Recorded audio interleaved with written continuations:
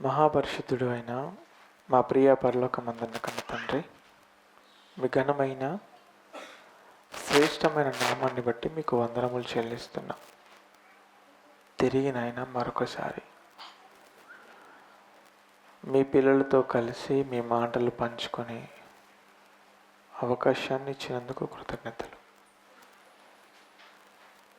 ఏ మాటలైతే మీరు మా కొరకు సిద్ధపరిచారో వాటిని మేమందరం వినడానికి సిద్ధపడుతుండగా తోడుగా ఉండండి. వినబడుతున్న ప్రతి మాటను నాయన మీ మాటగా జాగ్రత్త కలిగి విని మా హృదయంలో భద్రపరుచుకొని వాటి ప్రకారంగా జీవించుటకు సహాయము చేయమని యేసుక్రీస్తు వారి పేరిట ఈ ప్రార్థన మీకు సమర్పిస్తున్నాము తండ్రి. ఆమెన్. దేవుని యొక్క వాక్యం పట్ల ఆసక్తితో కూడి వచ్చిన దేవుని పిల్లలైన మీ అందరికీ మన ప్రభువును రక్షకుడైన యేసుక్రీస్తు వారి పేరిట నా శుభములను తెలియచేస్తున్నాను. మరి ఈ సమయంలో ఒక ప్రాముఖ్యమైన ఒక విలువైన అంశాన్ని మనమందరం కూడా నేర్చుకునే ప్రయత్నం చేద్దాం. మనం నేర్చుకోబోయేటువంటి అంశం పేరు క్రీస్తు శిలువ మరణం వెనుక దాగిన వాస్తవాలు. క్రీస్తు శిలువ మరణం వెనుక దాగిన వాస్తవాలు. ప్రియమైన దేవుని వారలారా, మన రక్షకుడైన యేసుక్రీస్తు వారు 2000 సంవత్సరాల క్రితం ఈ భూమి మీదకి వచ్చి ఆయన ప్రాణాన్ని శిలువపై ఫనంగా పెట్టాడు అని మనం అందరం ఎన్నో సందర్భాల్లో విన్నాం. మనందరం ఆ విషయాన్ని తెలుసుకున్నాం. అయితే వచ్చినటువంటి ఆయన ఎందుకు తన ప్రాణాన్ని పెట్టాడు అనగానే మనందరికీ గుర్తొచ్చేటువంటి మాట ఏంటన్నప్పుడు, మనందరినీ పాపము నుండి విడిపించడానికి ఆయన తన ప్రాణాన్ని ఫనంగా పెట్టాడు అంటాం. అదొకటేనా అన్నప్పుడు అదొకటే కాదు. ఆయన చనిపోవడం వెనుక చాలా వాస్తవాలు ఉన్నాయి. అవన్నీ మనకు తెలియాలన్నప్పుడు తెలియాలి. ఎందుకు తెలియాలి అని అంటే, ఈరోజు యేసుక్రీస్తు వారి గురించి తప్పుగా మాట్లాడుతున్నవారు, ఆయనను తప్పు పట్టాలని ప్రయత్నం చేస్తున్నవారు సమాజంలో పెరిగిపోతున్నారు. కనుక అలాంటి ఈ పరిస్థితులలో ఆయన ఎందుకు చనిపోయాడు, ఆయన మరణం వెనుక ఉన్నటువంటి వాస్తవాలేంటో మనం తెలుసుకోవాల్సిన అవసరత చాలా ఉంది. మరి అలా తెలుసుకున్న తర్వాత నేను ఏం చేయాలండి అని మీరు ఒక ప్రశ్న అడగచ్చు. ఏం చేయాలన్నప్పుడు, యేసుక్రీస్తు వారిని తప్పు పడుతున్నవారు, ఆయనను చెడ్డవాడిగా చూపించడానికి ప్రయత్నం చేస్తున్నవారు ఎవరైనా మీకు తారసపడి ఆయన ఎందుకు చనిపోయాడు అని మిమ్మల్ని అడిగితే మీరు సమాధానం చెప్పేవారుగా ఉండాలి. కనుక ఏమండి, యేసుక్రీస్తు వారి గురించి, ఆయన మరణం గురించి ఎవరైనా అడిగితే మనం సమాధానం చెప్పాలన్నప్పుడు చెప్పాలని బైబిల్లో దేవుడు ఎప్పుడో రాయించాడు. ఎక్కడ రాయించాడు, ఎవరి ద్వారా రాయించాడు అన్నప్పుడు ఆ పేతురు గారి ద్వారా రాయించాడు. మనందరికీ బాగా తెలిసినటువంటి మాట. ఒకసారి ఆ మాట చూడండి. పేతురు రాసినటువంటి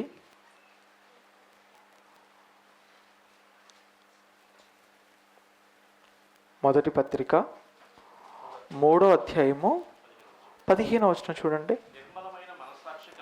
నిర్మలమైన మనస్సాక్షి కలిగిన వారై మీలో ఉన్న నిరీక్షణను గూర్చి మిమ్మును హేతు అడుగు ప్రతి వానికిని సాత్వికముతోనూ భయముతోనూ సమాధానము చెప్పుటకు ఎల్లప్పుడూ సిద్ధముగా ఉండాలి అన్నాడు. అంటే మీలో ఉన్న నిరీక్షణను గురించి మీరు నమ్ముకున్న క్రీస్తుని గురించి ఎవరైనా ఎప్పుడైనా మిమ్మల్ని ప్రశ్న అడిగితే ఆ ప్రశ్నకు సమాధానం చెప్పడానికి ఎలా ఉండాలంటున్నాడు? ఎల్లప్పుడూ సిద్ధంగా ఉండాలి. అంటే ఏ సమయంలో వచ్చి ప్రశ్న అడిగినా సమాధానం చెప్పే వారంగా మనం ఉండాలి. మరి ప్రశ్న అడిగితే సమాధానం చెప్పే వారంగా మనం ఉండాలంటే ముందుగా మనకు సమాధానాలు తెలిసి ఉండాలి. అవునా కదా చెప్పండి? ఇప్పుడు మనకు విషయం తెలిసి ఉంటేనే ఎవరైనా మనల్ని ప్రశ్న అడిగితే మనం సమాధానం చెప్పగలం. విషయం మనకు తెలియలేదు అనుకోండి, ప్రశ్న అడిగితే మనం ఏం చేస్తాం? అప్పుడు తెల్లముఖం వేసుకొని చూడడం తప్ప ఏం చేయలేం. అంతే కదండి? లేదంటే కొంతమంది ఏమంటారు అన్నప్పుడు యెహోవా ఈరే అంటారు. ఆయనే ఈరే అంటే మరి నువ్వెందుకు ఉండి నేనెందుకు ఉండి చెప్పండి? అంటే అన్ని దేవుడే చూసుకుంటే మనం ఎందుకు ఉండి, మనకెందుకు బైబిల్?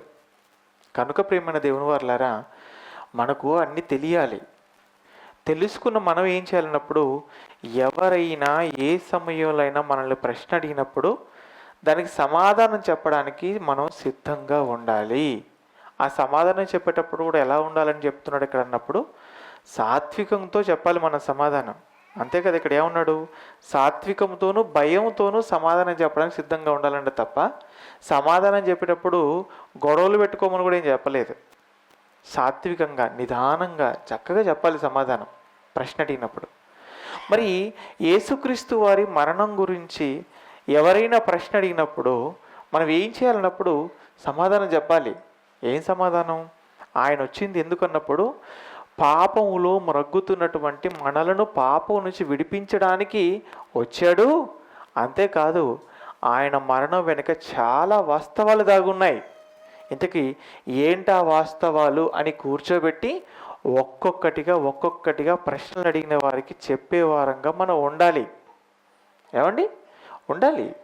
మరి ఈరోజు క్రైస్తవ ప్రపంచం పరిస్థితి ఎలా ఉంది అన్నప్పుడు, ఏమండి, యేసుక్రీస్తు వారు శిలువ పైన చనిపోయారు అన్న వార్తను బట్టి అది మంచి కొరకు అని ఆనందపడే వాళ్ళు కొంతమంది అయితే బాధపడేవారు కూడా లేకపోలేదు. ఎలా బాధపడుతున్నారు అన్నప్పుడు, యేసుక్రీస్తు వారు ఎప్పుడు శిలువకు అప్పగింపబడ్డాడు? ఆయన ఏ రోజు అప్పగింపబడ్డాడు అన్నప్పుడు శుక్రవారం. అంతే కదండి? శుక్రవారం ఆయన అప్పగింపబడ్డాడు, శనివారం సమాధిలో ఉన్నాడు, ఆదివారం తిరిగి లేచాడు. అంటే శుక్రవారం అప్పగింపబడ్డాడు కనుక సంవత్సరానికి ఒక్కసారి గుడ్ ఫ్రైడే చేస్తారు క్రైస్తవులు. చేస్తున్నటువంటి ఆ గుడ్ ఫ్రైడేలో ఆనందపడతారా లేదంటే బాధపడతారా? మీరు చెప్పండి. బాధపడతారు. పేరే ఏంటి అసలు? Good Friday. గుడ్ ఫ్రైడే అంటే శుభ శుక్రవారం, మంచి శుక్రవారం అని అర్థం. మరి మంచి శుక్రవారం అయినప్పుడు మనం ఆనందంగా ఉండాలి కానీ బాధపడడం ఎందుకు అసలు? సౌండ్ కొంచెం తగ్గించినానా? ఏమండి, ఆ మంచి శుక్రవారం అయినప్పుడు ఆనందపడాలి కానీ బాధపడడం ఎందుకు? ఆ రోజు చూడండి పరిస్థితి ఎలా ఉంటుందనంటే, ఏమండి, చర్చిల్లోకి వెళ్ళిపోతారు, ఉదయం నుంచి ఏడుస్తూనే ఉంటారు. కొంతమంది అయితే ఏడుపు రాకపోయినా జండు బొమ్మ కంట్లో పెట్టుకుని మరీ ఏడుస్తుంటారు. ఎందుకు? ఈరోజు ఏడవాలి అంతే. అసలు శుభ శుక్రవారం అనుకున్నప్పుడు నువ్వు ఏడవడం ఎందుకు? ఇంతకీ శుభ శుక్రవారం నీకు తెచ్చింది ఏంటో తెలుసా? మంచి తెచ్చింది. ఏంటి? క్రీస్తు శిలువలో చనిపోవడం. ఆయన చనిపోవడం మనకు మంచి అన్నప్పుడు చాలా మంచి అండి. ఈరోజు క్రైస్తవ ప్రపంచం ఏ విషయంలో సంతోషపడాలో ఏ విషయంలో బాధపడాలో కూడా తెలియడం లేదు. క్రీస్తు పుట్టాడు అంటే మాత్రం ఆనందపడుతున్నారు, క్రీస్తు చనిపోయాడు అంటే మాత్రం బాధపడుతున్నారు. అసలు వాస్తవానికి మనం బాధపడాల్సింది ఎప్పుడు లేదంటే ఆనందపడాల్సింది ఎప్పుడు అన్నప్పుడు, ఏమండి, మనం నిజంగా ఆనందపడాల్సింది ఎప్పుడో తెలుసా? ఆయన చనిపోయినప్పుడు ఎక్కువ ఆనందపడాలి. ఇదేంటండి కొత్తగా చెప్తున్నారు మీరు? ఆయన చనిపోవడం ఆనందమా అన్నప్పుడు ఆనందమే. ఎందుకంటే మనకు పాపము నుండి విడుదల కలుగుతుంది కనుక. ఏమండి, మనకు తెలిసినటువంటి వాళ్ళు ఎవరైనా సరే జైల్లో ఉన్నారనుకోండి, ఎవరైనా జైల్లో ఉండి జైలు నుంచి విడుదలవుతున్నారు అన్న వార్త మనకు తెలిసినప్పుడు మనం ఆనందపడతామో ఏడుస్తామో చెప్పండి? ఆనందపడిపోతాం. ఎందుకు? ఇన్ని సంవత్సరాల నుంచి జైల్లో ఉన్నాడు, ఇప్పుడు విడుదలై బయటికి వస్తున్నాడని చాలా ఆనందపడిపోతాం. మరి మనం కూడా జైల్లోనే ఉన్నాం. క్రీస్తు మన కొరకు మరణించేంత వరకు మనం ఏ జైల్లో ఉన్నాం అన్నప్పుడు పాపం అనే జైల్లో ఉన్నాం. దానికి బైబిల్లో చెప్పబడిన మంచి పేరేంటో తెలుసా? చీకటి. అందుకే అంటే పేతురు గారు మాట్లాడుతూ మంచి మాట అంటాడు ఆయన, మనందరికి తెలుసు.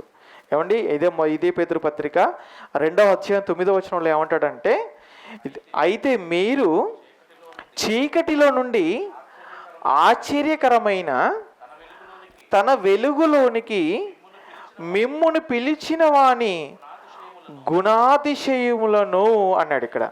అంటే ముందుగా ఏమంటున్నాడు ఇక్కడ ఆయన అన్నప్పుడు, మీరు చీకటిలో నుంచి ఆశ్చర్యకరమైన తన వెలుగులోనికి అన్నాడు. అంటే మీరు అందరూ ముందు ఎక్కడ ఉన్నారో తెలుసా? చీకట్లో ఉన్నారు. చీకట్లో ఉన్నటువంటి మిమ్మల్ని వెలుగులోనికి పిలిచాడు ప్రభు. అంటే ఏ చీకటిది? పాపం అనే చీకటి. అంటే మనుషులందరూ కూడా పాపం అనే చీకటిలో మ్రగ్గుతున్నారు కనుక ఆ చీకటిలో ఉన్నటువంటి మనుషులందరినీ కూడా వెలుగులోనికి తీసుకొచ్చాడు. ఎలా తీసుకొచ్చాడు అన్నప్పుడు, ఆయన మరణము ద్వారా.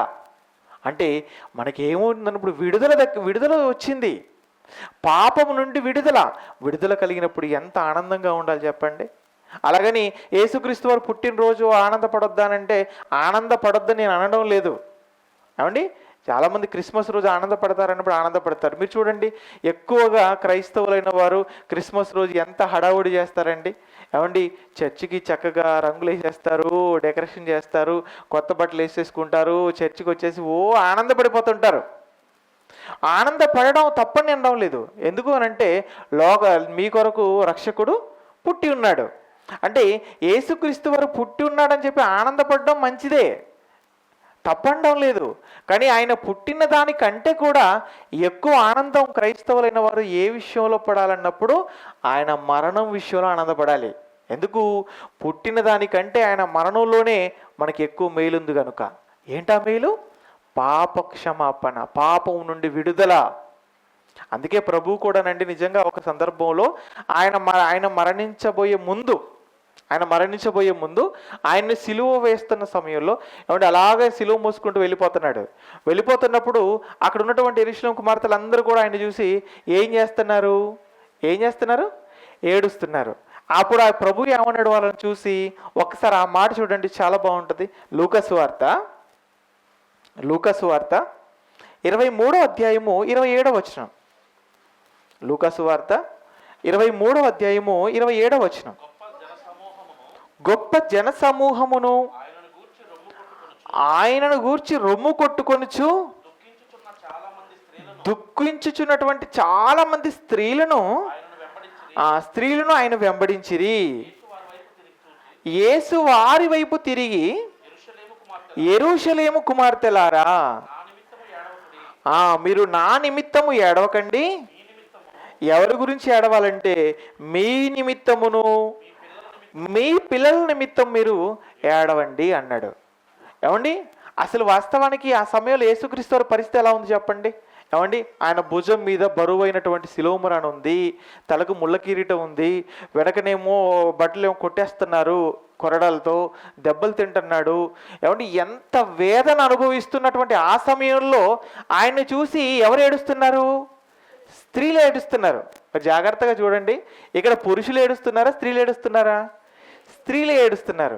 ఏమండి, స్త్రీలు ఎందుకు ఏడుస్తున్నారు అన్నప్పుడు స్త్రీల గురించి మనం ఒకసారి ఆలోచిస్తే అసలు సహజంగానేనండి స్త్రీలకు ఆనందం వచ్చినా ఆపుకోలేరు, దుఃఖం వచ్చినా ఆపుకోలేరు. అంతేకాదు, యేసుక్రీస్తు వారిని వెంబడించినటువంటి వారిలో ఎక్కువ మంది ఎవరున్నారో తెలుసా? ఆ రోజుల్లో స్త్రీలే ఉన్నారు. ఈ రోజు సంఘాల్లో కూడా మెజారిటీ ఎవరో తెలుసా? స్త్రీలే అండి. స్త్రీలే మెజారిటీగా ఉంటారు. అంతేకాదండి, స్త్రీలు ఎంత మంచి వాళ్ళు అంటే ఏమంటే సంఘంలో అన్ని పనులు కూడా ఎక్కువగా స్త్రీలే చేస్తూ ఉంటారు. అవునా కదా? ఏమంటే ఉదయాన్నే వచ్చేస్తారు, చర్చి శుభ్రం చేసేస్తారు, బరకాలు వేసేస్తారు, కుర్చీలు వేసేస్తారు. అంటే సంఘానికి సంబంధించినటువంటి అన్ని పనులు చేయడంలో స్త్రీలే ముందుంటారు. అంటే పనులు చేయడంలో స్త్రీలే ముందుంటారు, సంఘానికి రావడంలో స్త్రీలే ముందుంటారు, అలాగే ఏడ్చే విషయంలో కూడా ఎక్కువగా స్త్రీలే ముందు ఉంటారు. ఇక్కడ కూడా యేసుక్రీస్తు వారు సిలువ వేయబడుతున్నటువంటి ఆ సమయంలో ఆయనను చూసి ఎవరు ఏడుస్తున్నారు? స్త్రీలు ఏడుస్తున్నారు. ఏడుస్తున్నటువంటి స్త్రీలందరినీ చూసి ఒక్కొక్కరిని గుర్తుపెట్టుకొని ఎవరెవరు బాగా ఏడుస్తున్నారు చూసి, వెరీ గుడ్ అమ్మా, చాలా బాగా ఏడుస్తున్నారు అన్నారు. అప్పుడు ఆయన ఏమన్నాడు? ఆయన ఇదిగో స్త్రీలుగా మీరు నా కోసం ఏడవకండి. ఎవరి గురించి ఏడవాలో తెలుసా? మీ గురించి ఏడవండి. తర్వాత మీ పిల్లల గురించి ఏడవండి. ఎందుకు ఈ ప్రభు ఈ మాట అన్నాడు అంటే దీని వెనక కారణం ఏంటన్నప్పుడు, ఇదిగో ఈరోజు నేను సిలువ వేయబడడానికి వెళ్ళిపోతున్నాను, నేను సిలువ వేయబడతాను, తిరిగి 3వ దినాన లేస్తాను తప్పకుండా. మూడో దినమున లేచి నా కొరకు ఎందుకు ఏడవడం? ఏమండి, మనం కూడా చూడండి, ఇంట్లో రాత్రి ఏమండి భర్త అన్నం తినేసి చక్కగా బెడ్ మీకు వెళ్ళి పడుకుంటున్నాను అమ్మాయి అన్నాడు అనుకోండి, ఆ సమయంలో భర్త దగ్గరికి వెళ్ళి ఏమంటే భార్య బోర్ని ఏడుస్తూ మీరు పడుకోకండి అన్నది అనుకోండి, వెంటనే భర్త ఏమంటాడు? నీకు ఏమైనా పిచ్చి పట్టిందా, పడుకోవడానికి వెళ్తుంటే నువ్వేంటి ఏడుస్తున్నావు అంటాడు. ఎందుకు? నేను పడుకుంటున్నాను, ఇప్పుడు ఉదయానికి నేను లేస్తాను, ఉదయానికి లేచే నా కొరకు నువ్వేడవడం ఎందుకు అని భర్త అంటాడు. ప్రభువు కూడా ఏడుస్తున్నటువంటి స్త్రీలను చూసి నా కొరకు మీరు ఏడవలసిన అవసరం లేదమ్మా, ఎందుకంటే మూడో దినాన్ని ఖచ్చితంగా లేస్తాను. కానీ మిమ్మల్ని చూస్తే నాకు కొంచెం అనుమానంగా ఉంది. ఏంటి అనుమానం అంటే, మిమ్మల్ని చూస్తే మీరు మరణిస్తే లేచేలాగా లేరు, కాబట్టి ముందు ఎవరి గురించి ఏడవండి? మీ గురించి ఏడవండి. తర్వాత ఎవరి గురించి అంటే మీ పిల్లల గురించి ఏడవండి, ఎందుకంటే మీరు అనుమానంగా ఉన్నారు, మీ పిల్లలు మరీ అనుమానంగా ఉన్నారు చనిపోతే లేస్తారు అనే విషయంలో. కాబట్టి మీకోసం మీ పిల్లల కోసం ఏడవండి తప్ప నా కోసం మీరు ఏడవకండి అని ప్రభు చాలా స్పష్టంగా చెప్పాడు. అంటే మరణానికి అప్పగింపబడబోయే ముందే యేసుక్రీస్తు వారు స్వయంగా ఏడుస్తున్న వారిని చూసి నా కొరకు ఏడవకండి అని ఆయన చెబితే, ఈరోజు శుభ శుక్రవారం అని చెప్పి ఆరాధనలో కూడుకొని క్రైస్తవులు ఏం చేస్తున్నప్పుడు ఒకటే ఏడుస్తున్నారు. ఇది ఎంతవరకు మంచిదంటారు చెప్పండి? మంచిది కాదు. మరి ఎందుకు ఏడుస్తున్నారు అన్నప్పుడు వాక్యం అర్థం కాకపోవడం వలన. ఏమండి, వాక్యం అర్థం కాలేదన్నప్పుడు అర్థం కాలేదు. అర్థమైన వాళ్ళు అసలు ఏడ్చే అవకాశమే ఉండదు. ఎందుకన్నప్పుడు ఆయన చనిపోబోతుంది నా కోసం ప్రభు శిలువలో చనిపోతున్నప్పుడు నేను ఆనందపడాలి తప్ప ఏడవలసిన అవసరం లేదని ఆనందపడతారు. ఇక ప్రభు శిలువలో చనిపోతున్నాడు లేదా చనిపోయాడు, ఆయన ఎందుకు చనిపోయాడు అన్నప్పుడు నా పాపాల నుంచి నన్ను విడిపించడానికి చనిపోయాడు అని ఆనందపడడం మంచిదే. మరి అదొక్కటే ఉందా కారణం అన్నప్పుడు ఇంకా చాలా కారణాలు ఉన్నాయి ఆయన చనిపోవడంలో. ఇంతకీ ఏంటా కారణాలు అన్నప్పుడు ఒక్కొక్కటిగా జాగ్రత్తగా ఆలోచించే ప్రయత్నం చేద్దాం. ఏమండి, శిలువ మరణంలో దాగినటువంటి వాస్తవాలలో మొట్టమొదటగా ఏంటన్నప్పుడు, ఏమండి, క్రీస్తు మరణం ప్రవచనానుసారంగా జరిగింది. ఏమండి, యేసుక్రీస్తు వారు శిలువ పైన చనిపోవాలి అనేది ప్రవక్తల ద్వారా ముందుగానే ప్రవచింపబడింది అన్నప్పుడు ప్రవచింపబడింది. ఏమండి, యేసుక్రీస్తు వారు మరణం మాత్రమే కాదు, ఆయన జననం కూడా ప్రవచనానుసారంగా జరిగింది. మీకు తెలుసా? ప్రవచనానుసారంగా జరిగింది ఆయన జననం.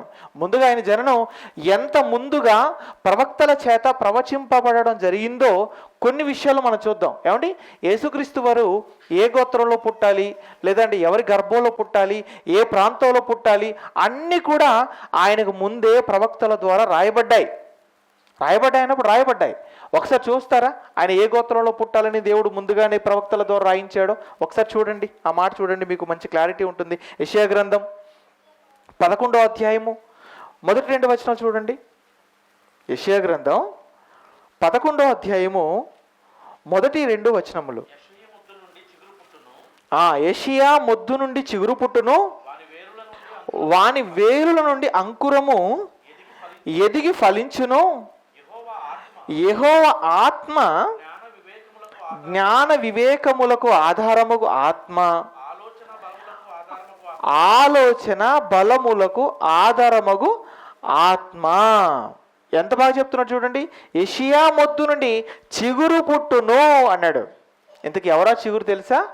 ఆయనే ప్రభు, ఆయనే యేసుక్రీస్తు వారు. ఎక్కడి నుంచి వస్తాడట ఆయన? ఎక్కడి నుంచి వస్తాడు? యెషయా మొద్దు నుంచి వస్తాడు. ఇంతకీ యెషయా ఏమంటే ఏ గోత్రానికి చెందినవాడు అన్నప్పుడు యూదా గోత్రానికి చెందినవాడు. అంటే యూదా గోత్రంలో వచ్చినటువంటి యెషయా మొద్దు నుంచి చిగురుగా యేసుక్రీస్తు వారు వస్తాడని ముందుగానే చెప్పబడింది. ఇంతకీ ఏమంటే యెషయాకు ముందున్న వ్యక్తి ఎవరు? ఆయన ఏ గోత్రం నుంచి వచ్చాడు అన్నప్పుడు యూదా గోత్రం నుంచి వచ్చాడు. ఇంతకీ యూదా ఎవరు అన్నప్పుడు యాకోబు కుమారులలో 12 మంది ఉంటే ఆ 12 మందిలో ఒకడే ఈ యూదా. అంతే కదండి. యూదా గోత్రం అనగానే యూదా నుంచి వచ్చిన వాళ్ళందరూ కూడా యూదా గోత్రీయులుగా పిలువబడ్డారు. అంతే కదా. ఇజ్రాయెల్ మొత్తం ఎంతమంది, ఎన్ని గోత్రాలు చెప్పండి? ఇశ్రాయేల్ అందరూ కూడా 12 గోత్రాలు.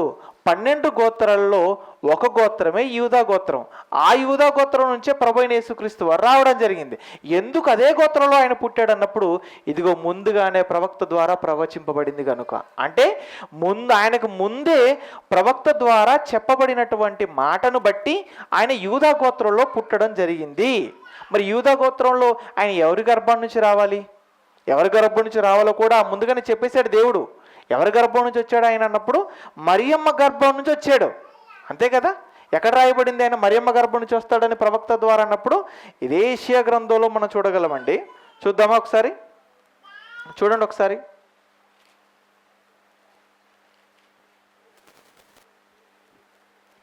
యెషయా గ్రంథం 6వ అధ్యాయము 14వ వచనం చూడండి. యెషయా గ్రంథం 6వ అధ్యాయము 14వ వచనం. కాబట్టి ప్రభువు తానే ఒక సూచన మీకు చూపును, ఆలకించుడి. కన్యక గర్భవతి కుమారుని కని అతనికి ఇమ్మానుయేలని పేరు పెట్టును. కన్యక గర్భవతి అయి కుమారుని కంటుందట, ఆయనకు ఇమ్మానుయేలని పేరు పెట్టడం జరుగుతుందట. అంటే యూదా గోత్రంలో ఉన్నటువంటి ఒక కన్యక గర్భం నుంచి యేసుక్రీస్తు వారు వస్తాడు అంటే చెప్పబడింది. ఎప్పుడు? ఇదంతా క్రీస్తుకు పూర్వం సుమారండి 700 సంవత్సరాల క్రితం యెషయా గారి ద్వారా చెప్పబడిన మాట. మరి ఇది ఈ ప్రవచనం నెరవేరింది అన్నప్పుడు నెరవేరింది.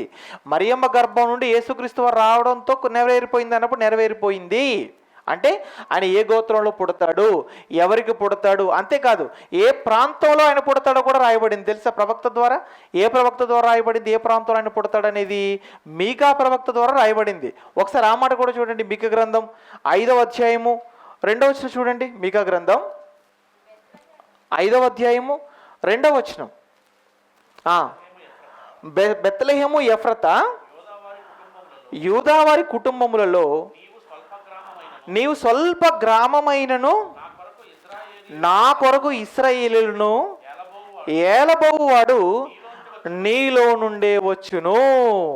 బెత్లెహేము ఎఫ్రాతా యూదావారి కుటుంబాలను స్వల్ప గ్రామమే, కానీ ఇశ్రాయేలు అందరినీ పరిపాలించేవాడు నీలో నుంచి వస్తాడు. అంటే ఏ గ్రామంలో పుడతాడని రాయబడింది? ఇక్కడ బెత్లెహేములో పుడతాడని రాయబడింది. అంటే మనం ఇప్పటి వరకు చదువుకున్న మాటలన్నిటిని బట్టి ఆయన ఏ గోత్రంలో పుడతాడు, ఎవరి గర్భంలో పుడతాడు, ఏ ప్రాంతంలో పుడతాడు అన్నీ కూడా ముందుగానే ప్రవచింపబడ్డాయి. ఈ ప్రవచింపబడినవన్నీ కూడా యేసుక్రీస్తు వారు పుట్టడంతో నెరవేరిపోయాయి. అంటే ఆయన పుట్టుక గురించినటువంటి ప్రవచనాలు ఉన్నాయి. ఆ ప్రవచనాలన్నీ కూడా ఆయన పుట్టుకతో నెరవేరినట్టుగా మనకు కనబడుతుంది. అలాగే ఆయన మరణాన్ని గురించి కూడా ప్రవచనాలు ఉన్నాయి. ఏమండి, ఎంత ముందుగా ఆయన గురించి ప్రవచింపబడింది అన్నప్పుడు ఏమండి, క్రీస్తుకు పూర్వం సుమారు 1500 సంవత్సరాల క్రితమే ఏమండి ఆయన గురించి ప్రవచింపబడడం జరిగినట్టుగా మనం చూడగలం. ఏమండి, అంతకు ముందు 1500 అన్నప్పుడు 1500 సంవత్సరాలు, 1500 సంవత్సరాల కాలంలో ఎవరు ఉన్నారు అన్నప్పుడు మోషే గారు. సుమారండి యేసుక్రీస్తు వారికి ముందు మోషే గారు ఉన్న కాలం ఎంత అన్నప్పుడు 1500 సుమారు. అందుకే ఆదికాండం రాయబడింది ఎప్పుడు అంటే మనం 1400 నుంచి 1500 సంవత్సరాల కాలంలో రాయబడిందని చదువుకుంటాం. ఎప్పుడు? క్రీస్తుకు పూర్వం. అంటే నేటికి సుమారు ఎంతకాలం అన్నప్పుడు 3500 సంవత్సరాల క్రితం మోషే గారు ఉన్నటువంటి ఆయన 5 కాండాలు రాశాడు. రాసినటువంటి 5 కాండాలలో మొదటిది, ఆయన రాసినటువంటి 5 కాండాల్లో మొదటిది ఏంటి చెప్పండి? ఆది కాండం. ఆది కాండంలోనే క్రీస్తు వారు రాబోతున్నాడు, క్రీస్తు వారు చనిపోతాడు అని ప్రవచింపబడింది. ఆదికాండంలో క్రీస్తుని గురించిన ప్రస్తావన ఉందా అన్నప్పుడు ఉందండి. ఎక్కడుంది? ఒకసారి చూస్తారా ఎక్కడుందో? చూడండి ఒకసారి. ఆదికాండము 3వ అధ్యాయము, ఆదికాండము 3వ అధ్యాయము, ఆదికాండము 3వ అధ్యాయము 16వ వచనం చూడండి. 17 క్షమించండి, ఆదికాండము 3వ అధ్యాయము 15వ వచనం. మరియు నీకును స్త్రీకిని నీ సంతానమునకును ఆమె సంతానమునకును వైరము కలుగ చేసేదను. అది నిన్ను తల మీద కొట్టును, నీవు దాని మడెమ మీద కొట్టుదు అని చెప్పాను. ఆయన స్త్రీతో మనకు 15వ వచనం వరకు చాలు. ఇక్కడ ఏముందన్నప్పుడు మరియు నీకును స్త్రీకిని నీ సంతానమునకును ఆమె సంతానమునకును వైరము కలుగ చేసేదును, అది నిన్ను తల మీద కొట్టును, నీవు దాన్ని మడెమ మీద కొట్టుదు అని చెప్పాను. ఏమంటే ఇక్కడ మనకు 2 పాత్రలు కనబడుతున్నాయి. ఒకటి స్త్రీ పాత్ర కనబడుతుంది, మరొకటి ఇంకొకరికి సంబంధించినటువంటి పాత్ర కనబడుతుంది. ఇంతకు ఇక్కడ కనబడుతున్నటువంటి రెండు పాత్రలు ఏటికి ఎవరికి సంబంధించినవి అన్నప్పుడు ఒకటి అపవాదికి సంబంధించింది అయితే మరొకటి యేసుక్రీస్తు వారికి సంబంధించిందే. ఏమండి ఇక్కడ అది అని ఉంది చూసారా, అది అన్న దగ్గర పుట్ నోట్ నెంబర్ వేస్తుంది, 1వ నెంబర్ వేస్తుంది. ఆ 1వ నెంబర్కి కింద పుట్ నోట్లో ఏంటో అర్థం రాయబడింది చూడండి, ఆయన అని రాయబడింది. ఇప్పుడు అది అన్న దగ్గర ఆయనను మీరు చదువుకోండి, చాలా బాగా మీకు అర్థమవుతుంది. మళ్ళొకసారి చదువుకుందాం. ఆయన స్త్రీతో ఆయన మరియు నీకును స్త్రీకిని నీ సంతానమునకును ఆమె సంతానమునకును వైరము కలుగ చేతును, అది ఆయన నిన్ను తల మీద కొట్టును, నీవు ఆయనను మడిమ మీద కొట్టుదు అని చెప్పెను. ఆయన నిన్ను ఎక్కడ కొడతాడు తెలుసా?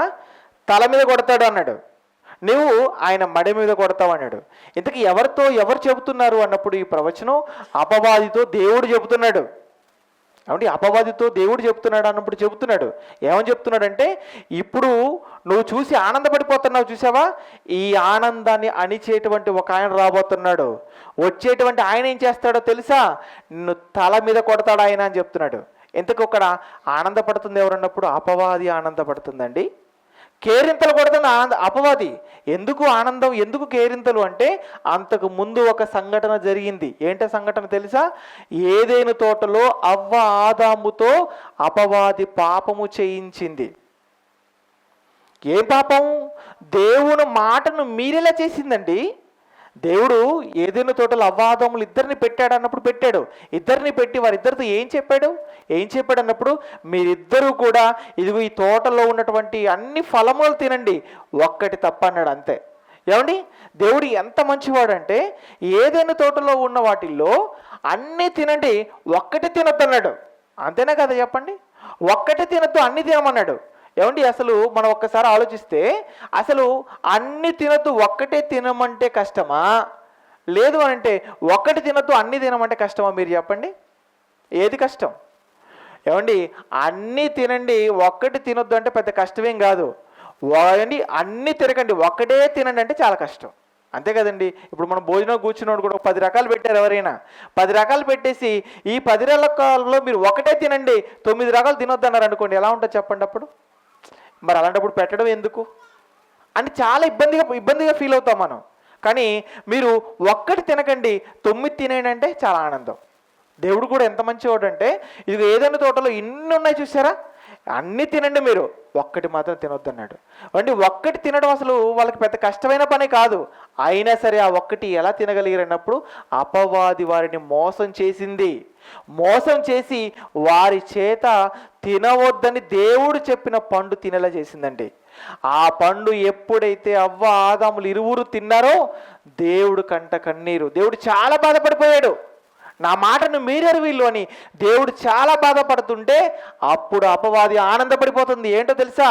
చూసావా, దేవుడు పరలోకంలో ఆయన కొరకు పిల్లలను కంటానని, ఆ కన్న పిల్లలను ఉంచడానికి ప్రకృతి చేస్తానని, చేసి అందులో పెడతానని, వారందరూ చూసి ఆనంద పడిపోతానని దేవుడు ఏదైతే ఆలోచన చేశాడో, కోట్ల సంవత్సరాలు కష్టపడి ప్రకృతిని కలిగించి అందులో ఆయన పిల్లలనుకున్న వారిని ఎవరినైతే పెట్టాడో పెట్టిన వారినే నేను పాపంలో పడేశాను. దేవుడు అనుకున్నటువంటి మొదటి స్టెప్లోనే దేవుడు తన పిల్లల విషయంలో ఆనందం లేకుండా మొట్టమొదటి అడుగులోనే నేను ఆయన బాధకు గురి చేశాను అని అపవాది ఆనందపడిపోతుంది. అప్పుడు అపవాదితో దేవుడు మాట్లాడుతున్న మాట ఇది. ఏంటో తెలుసా? అపవాది, ఈరోజు నువ్వు నా పిల్లల చేత పాపము చేయించి నువ్వు ఆనందపడిపోతున్నావు చూసావా, ఈ ఆనందం నీకు ఎంతో కాలం నిలబడదు. ఒక ఆయన రాబోతున్నాడు. వచ్చేటువంటి ఆయన ఏం చేస్తాడో తెలుసా? నీ తల మీద కొడతాడు ఆయన, నేను చితక తొరుకుతాడు ఆయన, నువ్వు ఆయన్ని కాలు మీద కాటేస్తావు, ఆయన చనిపోతాడేమో కానీ నీ తల మీద త్రొక్కుతాడు ఆయన అని ప్రభువు గురించి ఏమండి ముందుగానే దేవుడు మోషే గారి ద్వారా ప్రవచించడం జరిగింది. అంటే ఆయన వస్తాడు అని, ఆయన చనిపోతాడన్న విషయం కూడా ఇక్కడ రాయబడినటువంటి ప్రవచనంలో మనకు కనబడుతుంది. అంటే యేసుక్రీస్తు వారు పుట్టుక గురించి అలాగే ఆయన మరణం గురించి ప్రవచనం ఉందన్నప్పుడు ఉంది, అలాగే ప్రవచనానుసారంగానే ఆయన మరణించడం కూడా జరిగిపోయింది. ఇది మొదటి విషయం. రెండో విషయం చూద్దాం. రెండో విషయం ఏంటన్నప్పుడు క్రీస్తు శిలువపై ఇష్టపూర్వకంగానే మరణించాడు. ఏమండి, యేసుక్రీస్తు వారు శిలువ పైన చనిపోయాడు అన్నప్పుడు చనిపోయాడు. ఎలా చనిపోయాడు అన్నప్పుడు ఇష్టపూర్వకంగానే చనిపోయాడు. ఇష్టంగానే చనిపోయాడు అన్నప్పుడు ఇష్టంగా చనిపోయాడండి. ఏమండి, మీలో ఎవరికైనా అసలు ఇష్టంగా చనిపోవడం ఉంటుందా? మీరు ఎవరైనా చచ్చిపోతారని అడిగితే నేను చచ్చిపోతానండి అంటారా? అనరు. 90 ఏండ్ల ముసలోళ్ళ దగ్గరికి వెళ్ళిపోయి మనం ఒకవేళ మీకు ఇంకా చనిపోవాలని ఉందో బ్రతకాలని ఉందంటే ఏం చెప్తారో తెలుసా? అవకాశం ఉంటే ఇంకొక 10 ఏళ్ళు బతుకుతారని అంటారు. అంటే భూమి మీద ఎవరికి కూడా ఇష్టంగా చనిపోవాలని ఉండదు. కానీ యేసుక్రీస్తు వారు ఇష్టపడే చనిపోయాడు. ఆయన ఇష్టంగానే చనిపోవడం జరిగిందండి. ఎందుకు చనిపోయాడు ఆయన ఇష్టంగానే చనిపోయాడని మనం మీరు అంటున్నారు, బాగానే ఉంది. ఆయన ఇష్టంగానే నేను ఇష్టంగానే చనిపోతాను అని ఎక్కడైనా చెప్పాడు ఆయన అన్నప్పుడు ఒక చోట ఆయన చెప్పినట్టుగా మనం చూడగలం. ఎక్కడ చెప్పాడు ఆయన? ఒకసారి చూడండి ఎక్కడ చెప్పాడో. మత్తయి సువార్త 16వ అధ్యాయము 21వ వచనం చూడండి. మత్తయి సువార్త 16వ అధ్యాయము 21వ వచనం. అప్పటి నుండి తాను యెరూషలేమునకు వెళ్ళి పెద్దల చేతను ప్రధాన యాజకుల చేతను శాస్త్రుల చేతను అనేక హింసలు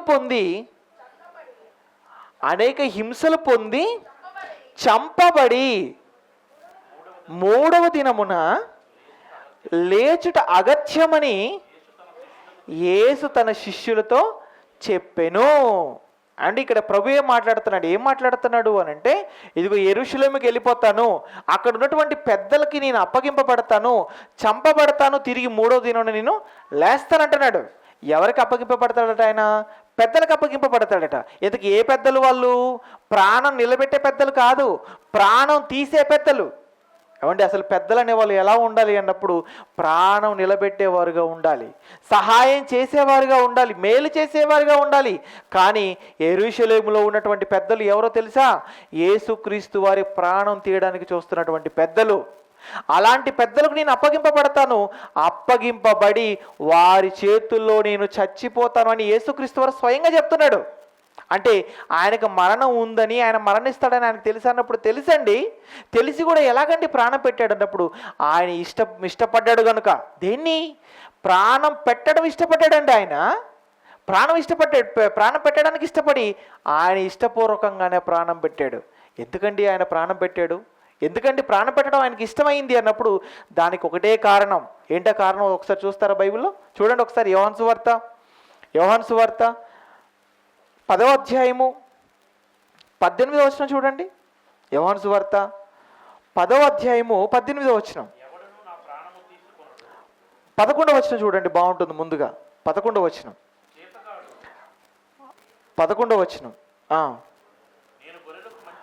నేను గొర్రెలకు మంచి కాపరిని. మంచి కాపరి గొర్రెల కొరకు ఏం చేస్తాడో తెలుసా? తన ప్రాణాన్ని పెడతాడు. నేను గొర్రెలకు మంచి కాపరిని. మంచి కాపరి ఏం చేస్తాడు? ప్రాణం పెడతాడండి. అంటే నిజంగా కాపరి మంచివాడైతే ప్రాణం పెడతాడన్నప్పుడు అవునండి. మీరు గొర్రెలు చూశారు కదా, మీరు గొర్రెలు ఎన్నో సందర్భాల్లో చూశారు కదా. ఆ గొర్రెల కాపరి చూడండి ఎలా ఉంటాడు? తన గొర్రెల కోసం ఎంత కష్టమైన పడ్డానికి ఇష్టపడతాడు. ఎందుకు? తను కష్టపడి ఏమండి వాటిని కాచేవాడు కనుక. అంటే కష్టపడి ఏమండి కాచే కాపరి ఏం చేస్తాడు అన్నప్పుడు ఇష్టపడి వాటి కోసం ఏం చేయడానికి సిద్ధపడతాడు. ఏమండి ఇష్టపడి ఏమేం చేయడానికి సిద్ధపడతాడండి. అంటే నిజమైన కాపరి తన గొర్రెల కోసం ప్రాణం పెడతాడా? అవును, పెడతాడు. ఇలా మనకు ఒక వ్యక్తి బైబిల్ చరిత్రలో కనబడతాడు. గొర్రెల కోసం ప్రాణం పెట్టడానికి కూడా సిద్ధపడినటువంటి వ్యక్తి. ఎవరా వ్యక్తి? దావీదండి. దావీదు గారు రాజుగా మారకముందు ఆయన ఏం చేశాడు వాడు అన్నప్పుడు గొర్రెలు కాచుకునేవాడు.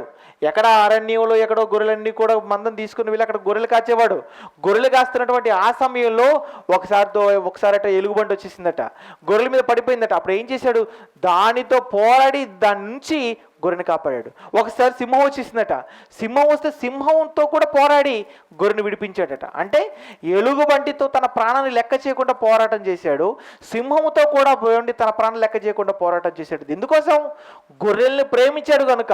అంటే ప్రేమించిన కాపరి తన గొర్రెల కోసం ప్రాణం పెడతాడు. యేసుక్రీస్తు వారు కూడా అందరినీ ప్రేమించాడండి, అందరినీ ప్రేమించాడు. అందరినీ ఎలా ప్రేమించాడంటే గొర్రెలను తన కాపరి ప్రేమించినట్టుగా. అందుకే ఇదే అధ్యాయం మనం పైకి వెళ్ళేటప్పటికీ ఆయన ఏమని రాయబడి ఉంటుంది, మంచి కాపరి అంటే చూడండి, 11 వచ్చినవి కదా మనం చదువుతున్నాం చూడండి. గొర్రెలకు మంచి కాపరి, ఆయన మంచి కాపరి కనుకనే తన గొర్రెల కోసం ప్రాణం పెట్టడానికి సిద్ధపడిపోయాడు. అది నా గొర్రెలన్నీ కూడా ఎప్పుడు క్షేమంగా ఉండాలంటే నేను ప్రాణం పెట్టక తప్పదు అని ఇష్టపూర్వకంగానే యేసుక్రీస్తు వారు ప్రాణం పెట్టాడు తప్ప బలవంతంగా లేదంటే ఎవరో చెప్పారు అని ఆయన ప్రాణం ఏమీ పెట్టలేదు. మధ్యకాలంలో ఒక అతనండి రోడ్ల మధ్య తిరుగుతూ ఉంటాడులేండి, ఎక్కడ పడితే అక్కడ తిరిగిపోయి ఆయన చేసే పని ఏంటన్నప్పుడు బైబిల్ గురించి యేసుక్రీస్తు గురించి తప్పుగా మాట్లాడడం ఆయన చేసే పని. ఆయన అంటాడు, ఏమంటే యేసుక్రీస్తు వారు శిలువ పైన చనిపోయాడని మీరు అంటున్నారు, అసలు నిజంగానే ఆయన శిలువ పైన చనిపోయిన వాడైతే లేదా నిజంగానే ఆయన ఆ ఇష్టపూర్వకంగా చనిపోయిన వాడైతే తిరిగి వచ్చేయచ్చు కదా అంటాడు.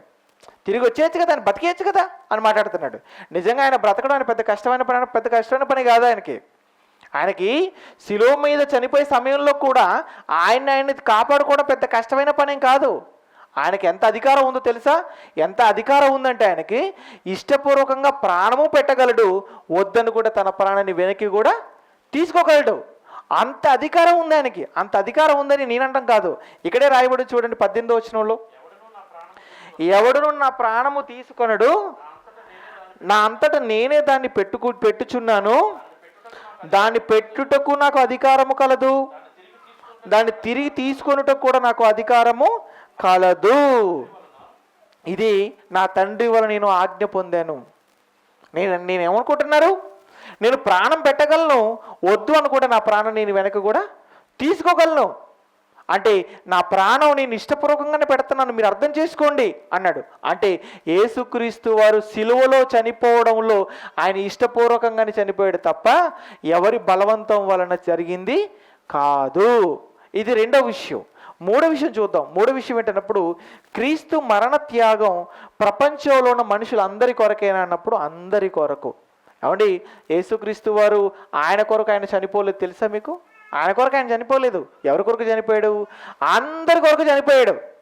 అందరి కొరకు ఎందుకు చనిపోవాల్సి వచ్చింది ప్రభు అన్నప్పుడు, అందరి కొరకు చనిపోవడంలో కూడా ఒక బలమైన కారణం ఉంది. అందరూ దేంట్లో పడిపోయినారు తెలుసా? పాపంలో పడిపోయినారు కనుక పాపంలో పడి మగ్గుతున్నటువంటి మనుషులందరినీ పాపం నుంచి విడిపించడానికి యేసుక్రీస్తు వారు చనిపోయాడు అంతే తప్ప ఆయన కొరకు కూడా ఆయన చనిపోలేదు. చాలామంది అపార్థం చేసుకుంటున్నారు, యేసుక్రీస్తు ఆయన కొరకు ఆయన చనిపోయాడు. ఆయన కొరకు ఆయన చనిపోలేదు. ఆయన కొరకు కదా ఆయన చనిపోయింది. ఎవరి కొరకు అన్నప్పుడు ప్రపంచ మనుషులందరి కొరకు చనిపోయాడు. అందరి కొరకు ఎందుకు చనిపోయాడు అన్నప్పుడు ఆయన పాపం లేనివాడు కనుక, పరిశుద్ధుడు కనుక, ఇదిగో పాపంలో మ్రగ్గుతున్న వాళ్ళందరి కొరకు చనిపోవాలని ఆయన చనిపోవడం జరిగింది. అంటే పాపంలో మ్రగ్గుతున్న వారి కొరకు పరిశుద్ధుడైన వారు చనిపోవాలన్నప్పుడు చనిపోవాలి. ఇది బైబిల్ పాత నిబంధన చరిత్రలో కూడా మనకు కనబడుతున్నటువంటి విషయం. ఏంటి అది అన్నప్పుడు, ఏమండి ఆ రోజు ఉన్నటువంటి కాలంలో పాపం చేసిన వాళ్ళకి పాప పరిహారార్థ బలులు అనేటివి వాళ్ళకి నియమించడం జరిగింది. మీరు వినే ఉంటారు. ఇశ్రాయేలులో పాపం చేశారనుకోండి, వారు చేసినటువంటి పాపానికి తగినట్టుగా బలి వాళ్ళు అర్పించేవారు. అంటే చిన్న తప్పులు చేశారనుకోండి గువ్వల్ని ఇచ్చేవారు, పావురాలు ఇచ్చేవారు. అదే కొంచెం పెద్దదనుకోండి ఏమంటే గొర్రెల్ని మేకల్ని ఇచ్చేవారు. అంతకంటే పెద్దదనుకోండి ఆ ఎద్దుల్ని ఇచ్చేవారు. అంటే చేసినటువంటి పాపానికి తగినటువంటిది, అంటే చేసిన పాపానికి తగినట్టుగా బలులు అనేటివి వారు ఇచ్చేవారు ఇశ్రాయేలీయులు. అసలు బలులు అనేటివి కూడా ఎందుకు పెట్టాడో తెలుసా? దేవుడు పెట్టలేదండి, క్షమించండి. ఎందుకు అవి ఏర్పాటు చేయబడడం జరిగేది తెలుసా? బలులు అనేటివి కూడా ఏర్పాటు చేయడంలో ఉన్న ప్రధానమైన కారణం ఏంటంటే, వారు చేసినటువంటి పాపానికి వారు ఏ బలి అయితే ఇస్తున్నారో, దేన్నైతే బలిస్తున్నారో, అవి బలైపోతున్న సమయంలో వాటిని చూసినటువంటి వారికి మనస్సు అనేది మారాలి. ఎలా మారాలి? ఇదిగో నేను చేసినటువంటి పాపానికి ఇదిగో ఒక పావురాన్ని బలిస్తున్నాను. పావురం బలి ఎలా ఉంటుంది? దాన్ని తెగ మెడని కోసేస్తారు, కోసి అవతలు ఇసిరేసినప్పుడు ఏమండి ఆ పావురం ప్రాణం పోతున్నటువంటి సమయంలో విలవిల కొట్టుకుంటుంటుంది కదండి. దాన్ని చూసినటువంటి వ్యక్తికి ఏమనిపించాలి? ఇదిగో నేను చేసినటువంటి పాపానికి అన్యాయంగా పావురం చనిపోతుంది, అసలు నేను ఈ పాపం చేసి ఉండకపోతే నా కొరకు ఆ పావురం చనిపోయేదే కాదు కదా, కాబట్టి ఇంకొకసారి ఈ తప్పు నేను చేయకూడదు, ఈ తప్పు చేసి మరొక పావురు నా వలన బలైపోయే పరిస్థితి అనేది రాకూడదు అని వారిలో మారు మనసు అనేది కలగడం కొరకు ఆ రోజు బలులు అనేటివి ఏర్పాటు చేయడం జరిగింది. కానీ ఇశ్రాయేలు ఎలా మారిపోయారు తెలుసా? వారు పాపాలు చేస్తున్నారు, బలులు ఇస్తున్నారు, పాపాలు చేస్తున్నారు, బలులు ఇస్తున్నారు తప్ప వారి మనసేవి మారడం లేదు. చాలా బాధపడిపోయాడు దేవుడు. ఏంటి పరిస్థితి, ఇలా మారిపోయారేంటి వీళ్ళు? కనుక ఈ తర్వాత నేను ఇవ్వవలసిన బలి అంటే ఎవరినో తెలుసా? జంతు బలి కాదు, కుమారుడైన యేసుక్రీస్తు వారి బలి. ఈయన బలి ద్వారా మనుషుల పాప ప్రక్షాళన జరిగిపోవాలనుకున్నాడు. అందుకే యేసుక్రీస్తు వారు తన ప్రాణాన్ని ఫణంగా పెట్టడం జరిగింది. ఏమండి, ఆయన ప్రాణం ఫణంగా పెట్టడంలో కూడా ప్రధానమైన కారణం ఏంటంటే ఆయన పరిశుద్ధుడు గనుక, పాపము లేనివాడు గనుక, నిష్కల్మషుడు గనుక. ఏమంటే యేసుక్రీస్తులో ఏ పాపం లేదా? ఏ పాపం లేదండి. ఆయనలో పాపం లేదని మొదటి శతాబ్దంలో వాక్యాన్ని ప్రకటిస్తున్నటువంటి ఆ కాలంలో యేసుక్రీస్తు వారు సవాల్ విసిరాడు ఆ రోజున సమాజానికి. ఏమని సవాల్ విసిరాడు ఒకసారి చూస్తారా? యోహాను సువార్త 8వ అధ్యాయము 46వ వచనం చూడండి.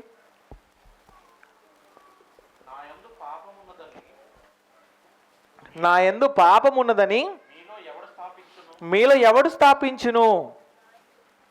నా యందు పాపం ఉన్నదని మీలో ఎవడు స్థాపించును అంటే నాలో ఏమైనా పాపం ఉందని మీరు ఎవరు నిరూపించగలరా అని ఆ రోజు ఉన్నటువంటి మనుష్యులను ప్రభువైన యేసుక్రీస్తు వారు సవాలు చేశాడు. అంటే ఆయనలో పాపం లేదు కనుక. పాపం ఉన్న వాళ్ళు ఎవరైనా ఆ సవాలు విసరగలరా చెప్పండి? ఏమండి, ఈరోజు మనం ఆ మాట అసలు అనగలమా? అనలేము. ఎందుకు? మనలో ఏదో ఒక రకమైన పాపం ఎప్పుడు ఉంటూనే ఉంటుందండి. మాటల్లో పాపం, చూపుల్లో పాపం, ఆలోచనలో పాపం, ఏదో ఒక రూపంలో మనం పాపంలోనే బ్రతుకుతున్నాం కనుక యేసుక్రీస్తు వారు మాట్లాడిన ఈ మాట మనం బ్రతికినంతకాలం ఎప్పటికీ అనలేమండి. కానీ ఆయన ఆ రోజు సవాల్ చేశాడు ప్రజల మధ్య, నాలో పాపం ఉన్నదని మీలో ఎవడు స్థాపించును అని. ఆయన సవాలు చేసిన ఒక్కరు కూడా ఆయన ముందుకు వచ్చి ఏమండి నీలో పాపం ఉంది నిరూపించలేకపోయారంటే కారణం ఆయన పాపం లేనివాడు గనుక, పవిత్రుడు గనుక, పరిశుద్ధుడు గనుక, నిష్కల్మషుడు గనుక. అంటే పాపము చేసినటువంటి మనుషుల కొరకు పాపమే లేని పవిత్రుడైన యేసుక్రీస్తు వారు బలి కావాల్సి వచ్చింది.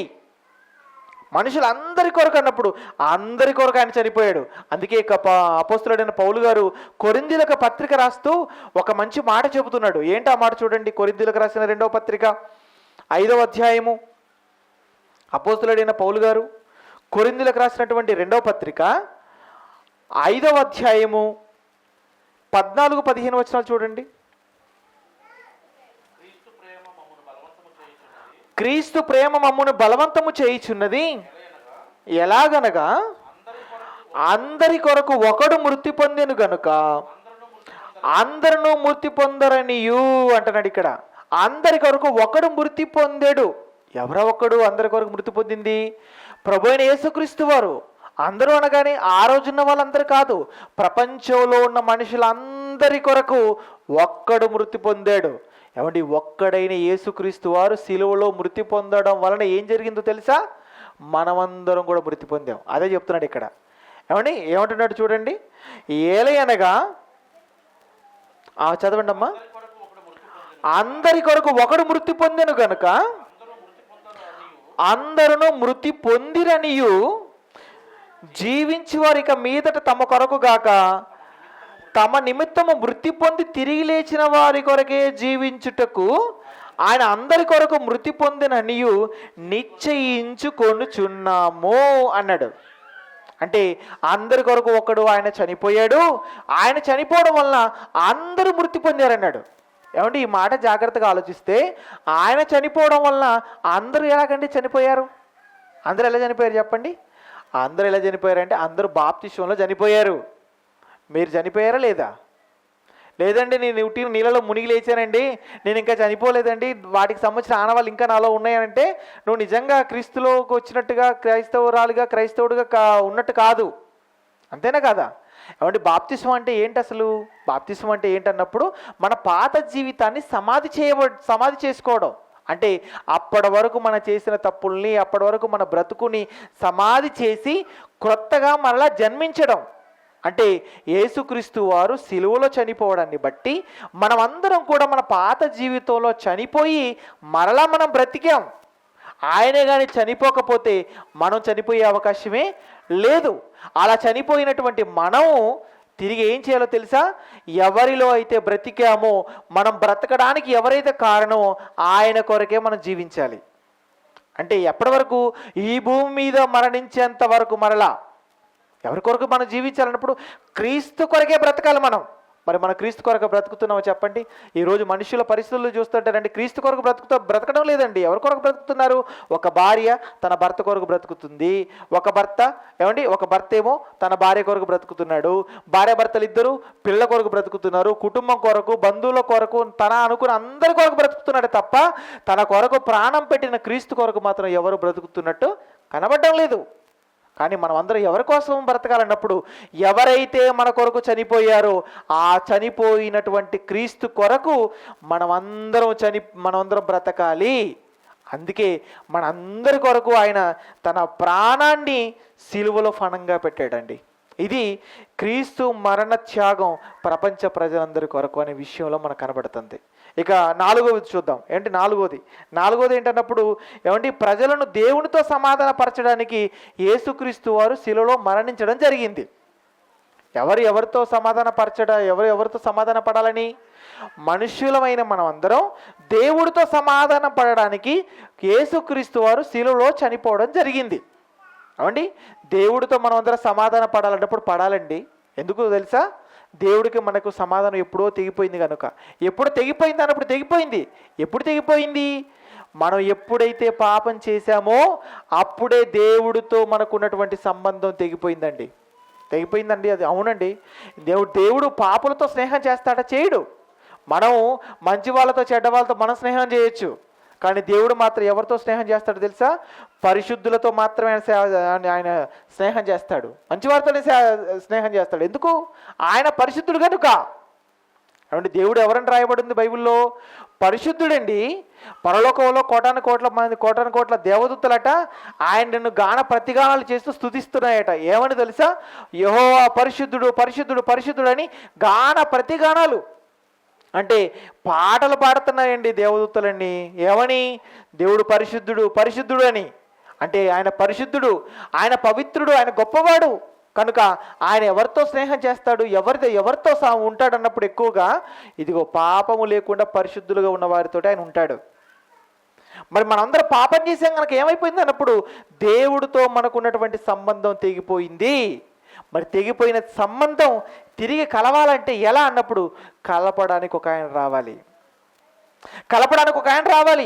వచ్చాడన్నప్పుడు వచ్చాడు. ఆ వచ్చినటువంటి ఆయన ఎవరు అన్నప్పుడు ఆయనే ప్రభు అయిన యేసుక్రీస్తు ప్రభుల వారు. ఆయన ప్రభు అయిన యేసుక్రీస్తు వచ్చాడు. ఇదిగో దేవుడితో తెగిపోయినటువంటి సంబంధాన్ని కలిపాడండి. అందుకే అపోస్తలుడైన పౌలు గారు ఏం చెబుతున్నాడో ఒక్కసారి చూడండి. ఒకసారి ఆ మాట చూడండి. కొరింథీయులకు రాసినటువంటి 2వ పత్రిక 5వ అధ్యాయము 19-20 వచనాలు చూడండి.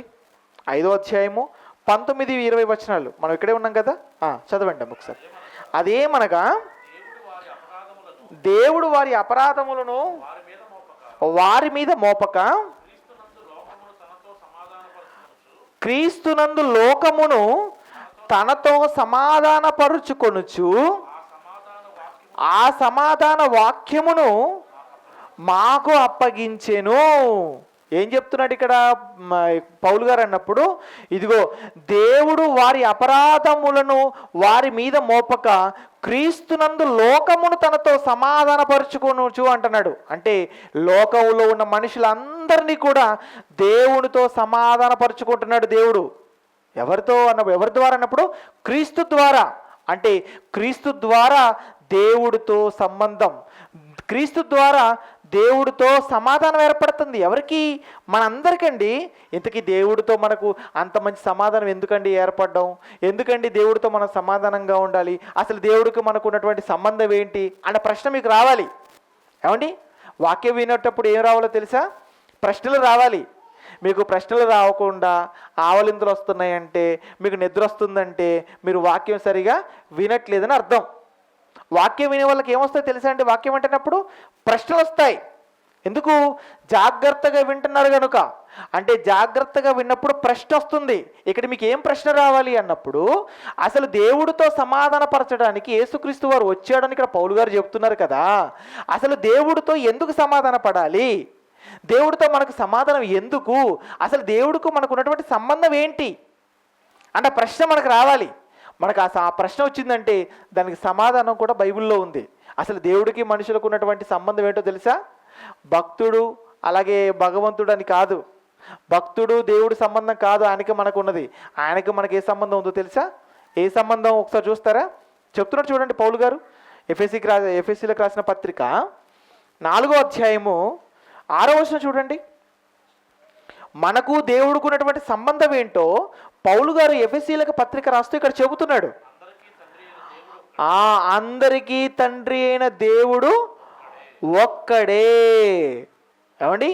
అందరికీ తండ్రి అయిన దేవుడు ఒక్కడేనట. అంటే మనందరికీ కూడా దేవుడు ఎవరో తెలుసా? తండ్రి. అంటే దేవుడు తండ్రి కనుక తండ్రి అయిన దేవుడితో మనం అందరం కూడా సమాధాన పడాలి అని మన కొరకు యేసుక్రీస్తు వారు సిలువలో చనిపోవడం జరిగింది. అదండి విషయం. అంటే క్రీస్తు ప్రజలలో ఎన్నో విషయం ప్రజలను దేవునితో సమాధానపరచడానికి యేసుక్రీస్తు వారు చనిపోయాడు అన్నప్పుడు చనిపోయాడు. ఎందుకు అన్నప్పుడు ఆయన తండ్రి కనుక తండ్రి అయిన దేవుడితో మనందరినీ సమాధానపరచడం కొరకు ఆయన సిలువలో చనిపోయాడు. ఇది ఎన్నో విషయం. 4వది చివరిది చూసుకుందాం. చివరిది ఏంటన్నప్పుడు క్రీస్తు మరణం క్రొత్త నిబంధనను స్థిరపరిచింది. క్రీస్తు మరణం క్రొత్త నిబంధనను స్థిరపరిచింది. మనకు బైబిల్లో ఎన్ని నిబంధనలు కనబడుతున్నాయి చెప్పండి? ఎన్ని నిబంధనలు? 4 నిబంధనలు ఉన్నాయా మనకి? ఎన్ని నిబంధనలు ఉన్నాయి మనకి? 2 అండి. ఒకటి పాత నిబంధన, రెండవది క్రొత్త నిబంధన. పాత నిబంధన అనగానే పాత నిబంధనలో ఎన్ని పుస్తకాలు కనబడుతుంటాయి? 39 పుస్తకాలు. ఎన్ని పుస్తకాలు? 39 పుస్తకాలు. 39 పుస్తకాలు ప్రత్యేకించి దేని గురించి తెలియజేస్తాయో తెలుసండి? అవన్నీ కూడా ఇశ్రాయేళ్ల గురించినటువంటి విషయాలు తెలియజేస్తాయి, యూదుల గురించిన విషయాలు తెలియజేస్తాయి. అంటే 39 పుస్తకాలు చరిత్ర పుస్తకాలు. క్రొత్త నిబంధన 27 పుస్తకాలు. ఇది క్రీస్తు రాక తర్వాత జరిగినటువంటి విషయాల గురించి తెలియజేస్తుంది. అంటే మనకు ఉన్నటువంటి 2 నిబంధనలు ఏంటిది? మొదటిగా పాత నిబంధన అయితే, రెండవది క్రొత్త నిబంధన. ఇందులో ముందొచ్చింది పాత నిబంధన అయితే తర్వాత వచ్చింది క్రొత్త నిబంధన. ముందొచ్చిన పాత నిబంధన ఏదైతే ఉందో దాని తర్వాత వచ్చిన ఈ కొత్త నిబంధనను స్థిరపరచడానికి యేసుక్రీస్తు వారు సిలువలో చనిపోయాడు. మీకు అర్థమైందా? ముందొచ్చిన పాత నిబంధనకు తర్వాత వచ్చినటువంటి క్రొత్త నిబంధన ఏదైతే ఉందో ఈ క్రొత్త నిబంధనను శాశ్వతం చేయడానికి, ఏమంటే దీన్ని స్థిరపరచడానికి యేసుక్రీస్తు వారు సిలువలో చనిపోవడం జరిగింది. మీకు అర్థమవుతుందని నేను చెప్పేది? అర్థమవుతుందా? అంటే కొత్త నిబంధన స్థిరపరచడానికి క్రీస్తు సిలువలో చనిపోవడానికి సంబంధం ఏంటని మీకు అనిపించవచ్చు. సంబంధం ఉంది. ఎందుకంటే యేసుక్రీస్తు వారే లేకపోతే కొత్త నిబంధనే లేదు. అసలు ఉండేది కొత్త నిబంధన లేదండి. అంటే ఆయన వచ్చాడు కనుకనే కొత్త నిబంధన ఉంది. ఆయన చనిపోయాడు కనుకనే క్రొత్త నిబంధన అనేది స్థిరపడింది. ఎలా స్థిరపడిందో తెలుసా? దాన్ని స్థిరపరచడానికి యేసుక్రీస్తు వారు బ్రతికినంత కాలం కష్టపడ్డాడు, దాన్ని స్థిరపరిచాడు కనుక. ఎంత కష్టపడ్డాడో తెలుసా ప్రభు? ఏమండి, ఆయన రాత్రనక పగలనక ఎప్పుడు కూడా దేవుని గురించినటువంటి ధ్యానంలోనే ఉంటూ వాక్యాన్ని ప్రకటించేవాడు. మనకు తెలుసు కదా యేసుక్రీస్తు వారు ఎంతకాలం బ్రతికాడు చెప్పండి? మీకు ఏమైనా ఐడియా ఉందా ఎవరికైనా? అసలు ఆయన ఎంతకాలం బ్రతికాడో? వాస్తవానికండి ఈ పాఠం కొంచెం కష్టంగా ఉంటుంది. అయినా ఈ పాఠం మీ దగ్గర తీసుకొని రావడానికి గల కారణం ఏంటంటే మీరందరూ కూడా అర్థం చేసుకునేవారేని నేను అనుకొని తీసుకొచ్చాను ఈ పాఠం మీ ముందుకి. ఏమండి, యేసుక్రీస్తు వారు ఎంతకాలం బ్రతికాడు అని అంటే 33.5 సంవత్సరాలు బ్రతికాడు అని చరిత్రను బట్టి మనం చెప్పగలం. ఆయన ఎన్నో ఏట బాప్తిసం తీసుకున్నాడు చెప్పండి? ఈ బాప్తిసం ఇచ్చి యోహాను గారి చేత ఎన్నో సంవత్సరాల్లో బాప్తిసం తీసుకున్నాడు? ఆయన 30వ ఏట బాప్తిసం తీసుకున్నాడు. ఆయన బాప్తిసం తీసుకున్న తర్వాత ఆయన వాక్యాన్ని ప్రకటించిన కాలం ఎంత అన్నప్పుడు ఒక 3.5 సంవత్సరాలు అంతే. మరి ఆ 3.5 సంవత్సరాలు కూడా ఆయన వాక్యాన్ని ప్రకటించే విషయంలో ఎలా ఉన్నాడో తెలుసా అండి? రాత్రంతా దేవుడితో మాట్లాడేవాడు, పగలంతా దేవాలయంలో సమాజ మందిరంలో నిలబడి వాక్యాన్ని చెప్పేవాడండి. అంటే రాత్రి దేవుడితోటే, అలాగే పగలంతా దేవుని పనిలోనే ఉండేవాడు. మరి రాత్రి మనం ఏ పనిలో ఉంటున్నాం చెప్పండి? రాత్రి మనం పనిలో ఉంటున్నామా? మనం పనిలో ఉంటున్నామండి. ఎందుకుంటే చెప్పండి, అందరం ఒక పనిలోనే ఉంటాం. ఏంటా పని? నిద్రపోయే పనిలో ఉంటాం మనం అందరం, అవునా కదా? బాధాకరమైన విషయం ఏంటంటే రాత్రులు ఇంటి దగ్గర నిద్రపోతాము, ఆదివారం సంఘంలోకి వచ్చి సంఘంలో కూడా ఏం చేస్తాం? నిద్రపోతాం, అవునా కదా చెప్పండి? కొంతమంది చూడండి, అసలు సంఘానికి ఎందుకు వస్తారు అంటే నిద్రపోవడానికే వస్తారంటే అనిపిస్తుంటుంది కొంతమందిని చూసినప్పుడు. ఏమండి రాగానే ఎక్కడ కూర్చుంటారు తెలుసా అండి? మంచిగా ఫ్యాన్ చూసుకుంటారు, లేదంటే గోడ చూసుకుంటారు అండి, ఫ్యాన్ కింద కూర్చుంటారు హాయిగా. ఏమండి ఆయన చెమటలుగా ఆరిపోతుంటే సేవకుడు వాక్యం చెప్తూ ఉంటాడు, వీళ్ళు మాత్రం హాయిగా నిద్రపోతూ ఉంటారు. అంటే అయ్యగారు వాక్యం చెప్తుంటే ఎలా అనిపిస్తుంది అనమాట? జోల పడుతున్నట్టుందనమాట. అంతే చూడండి, పిల్లల్ని ఉయ్యాలు వేసండి అలా ఊపేవంటే వాళ్ళు ఎంత హాయిగా నిద్రపోతారండి. అంటే సంఘంలోకి వచ్చి నువ్వు హాయిగా నిద్రపోతున్నావంటే సేవకుడు చెప్పే మాటలు నీకు ఎలా ఉన్నాయన్నమాట? జోలబడినట్టుందా అండి? సంఘంలోకి వచ్చి నిద్రపోవడం ఎంత బాధాకరమైన విషయం తెలుసా అండి? నిజంగా మీకు నిద్ర వస్తుంది అనుకుంటే ఇంటికాడ ఉండండి, సంఘానికి రావడం ఎందుకు? అవునా కదా? సంఘానికి వచ్చి మీరు ఆవలించడం నిద్రపోవడం చేశారనుకోండి, అది ఇంకొకరికి అంటుకుంటుంది. మీకు తెలుసో లేదో, ఆవలింతలు నిద్రలు, నిద్ర అనేది ఏంటో తెలుసా? అది అంటు రోగం, తెలుసా మీకు? ఏమంటే మీరు ఆవలించారనుకోండి, ఆటోమేటిక్గా మీ పక్కన ఉన్న వాళ్ళకి కూడా ఏమొస్తుంది?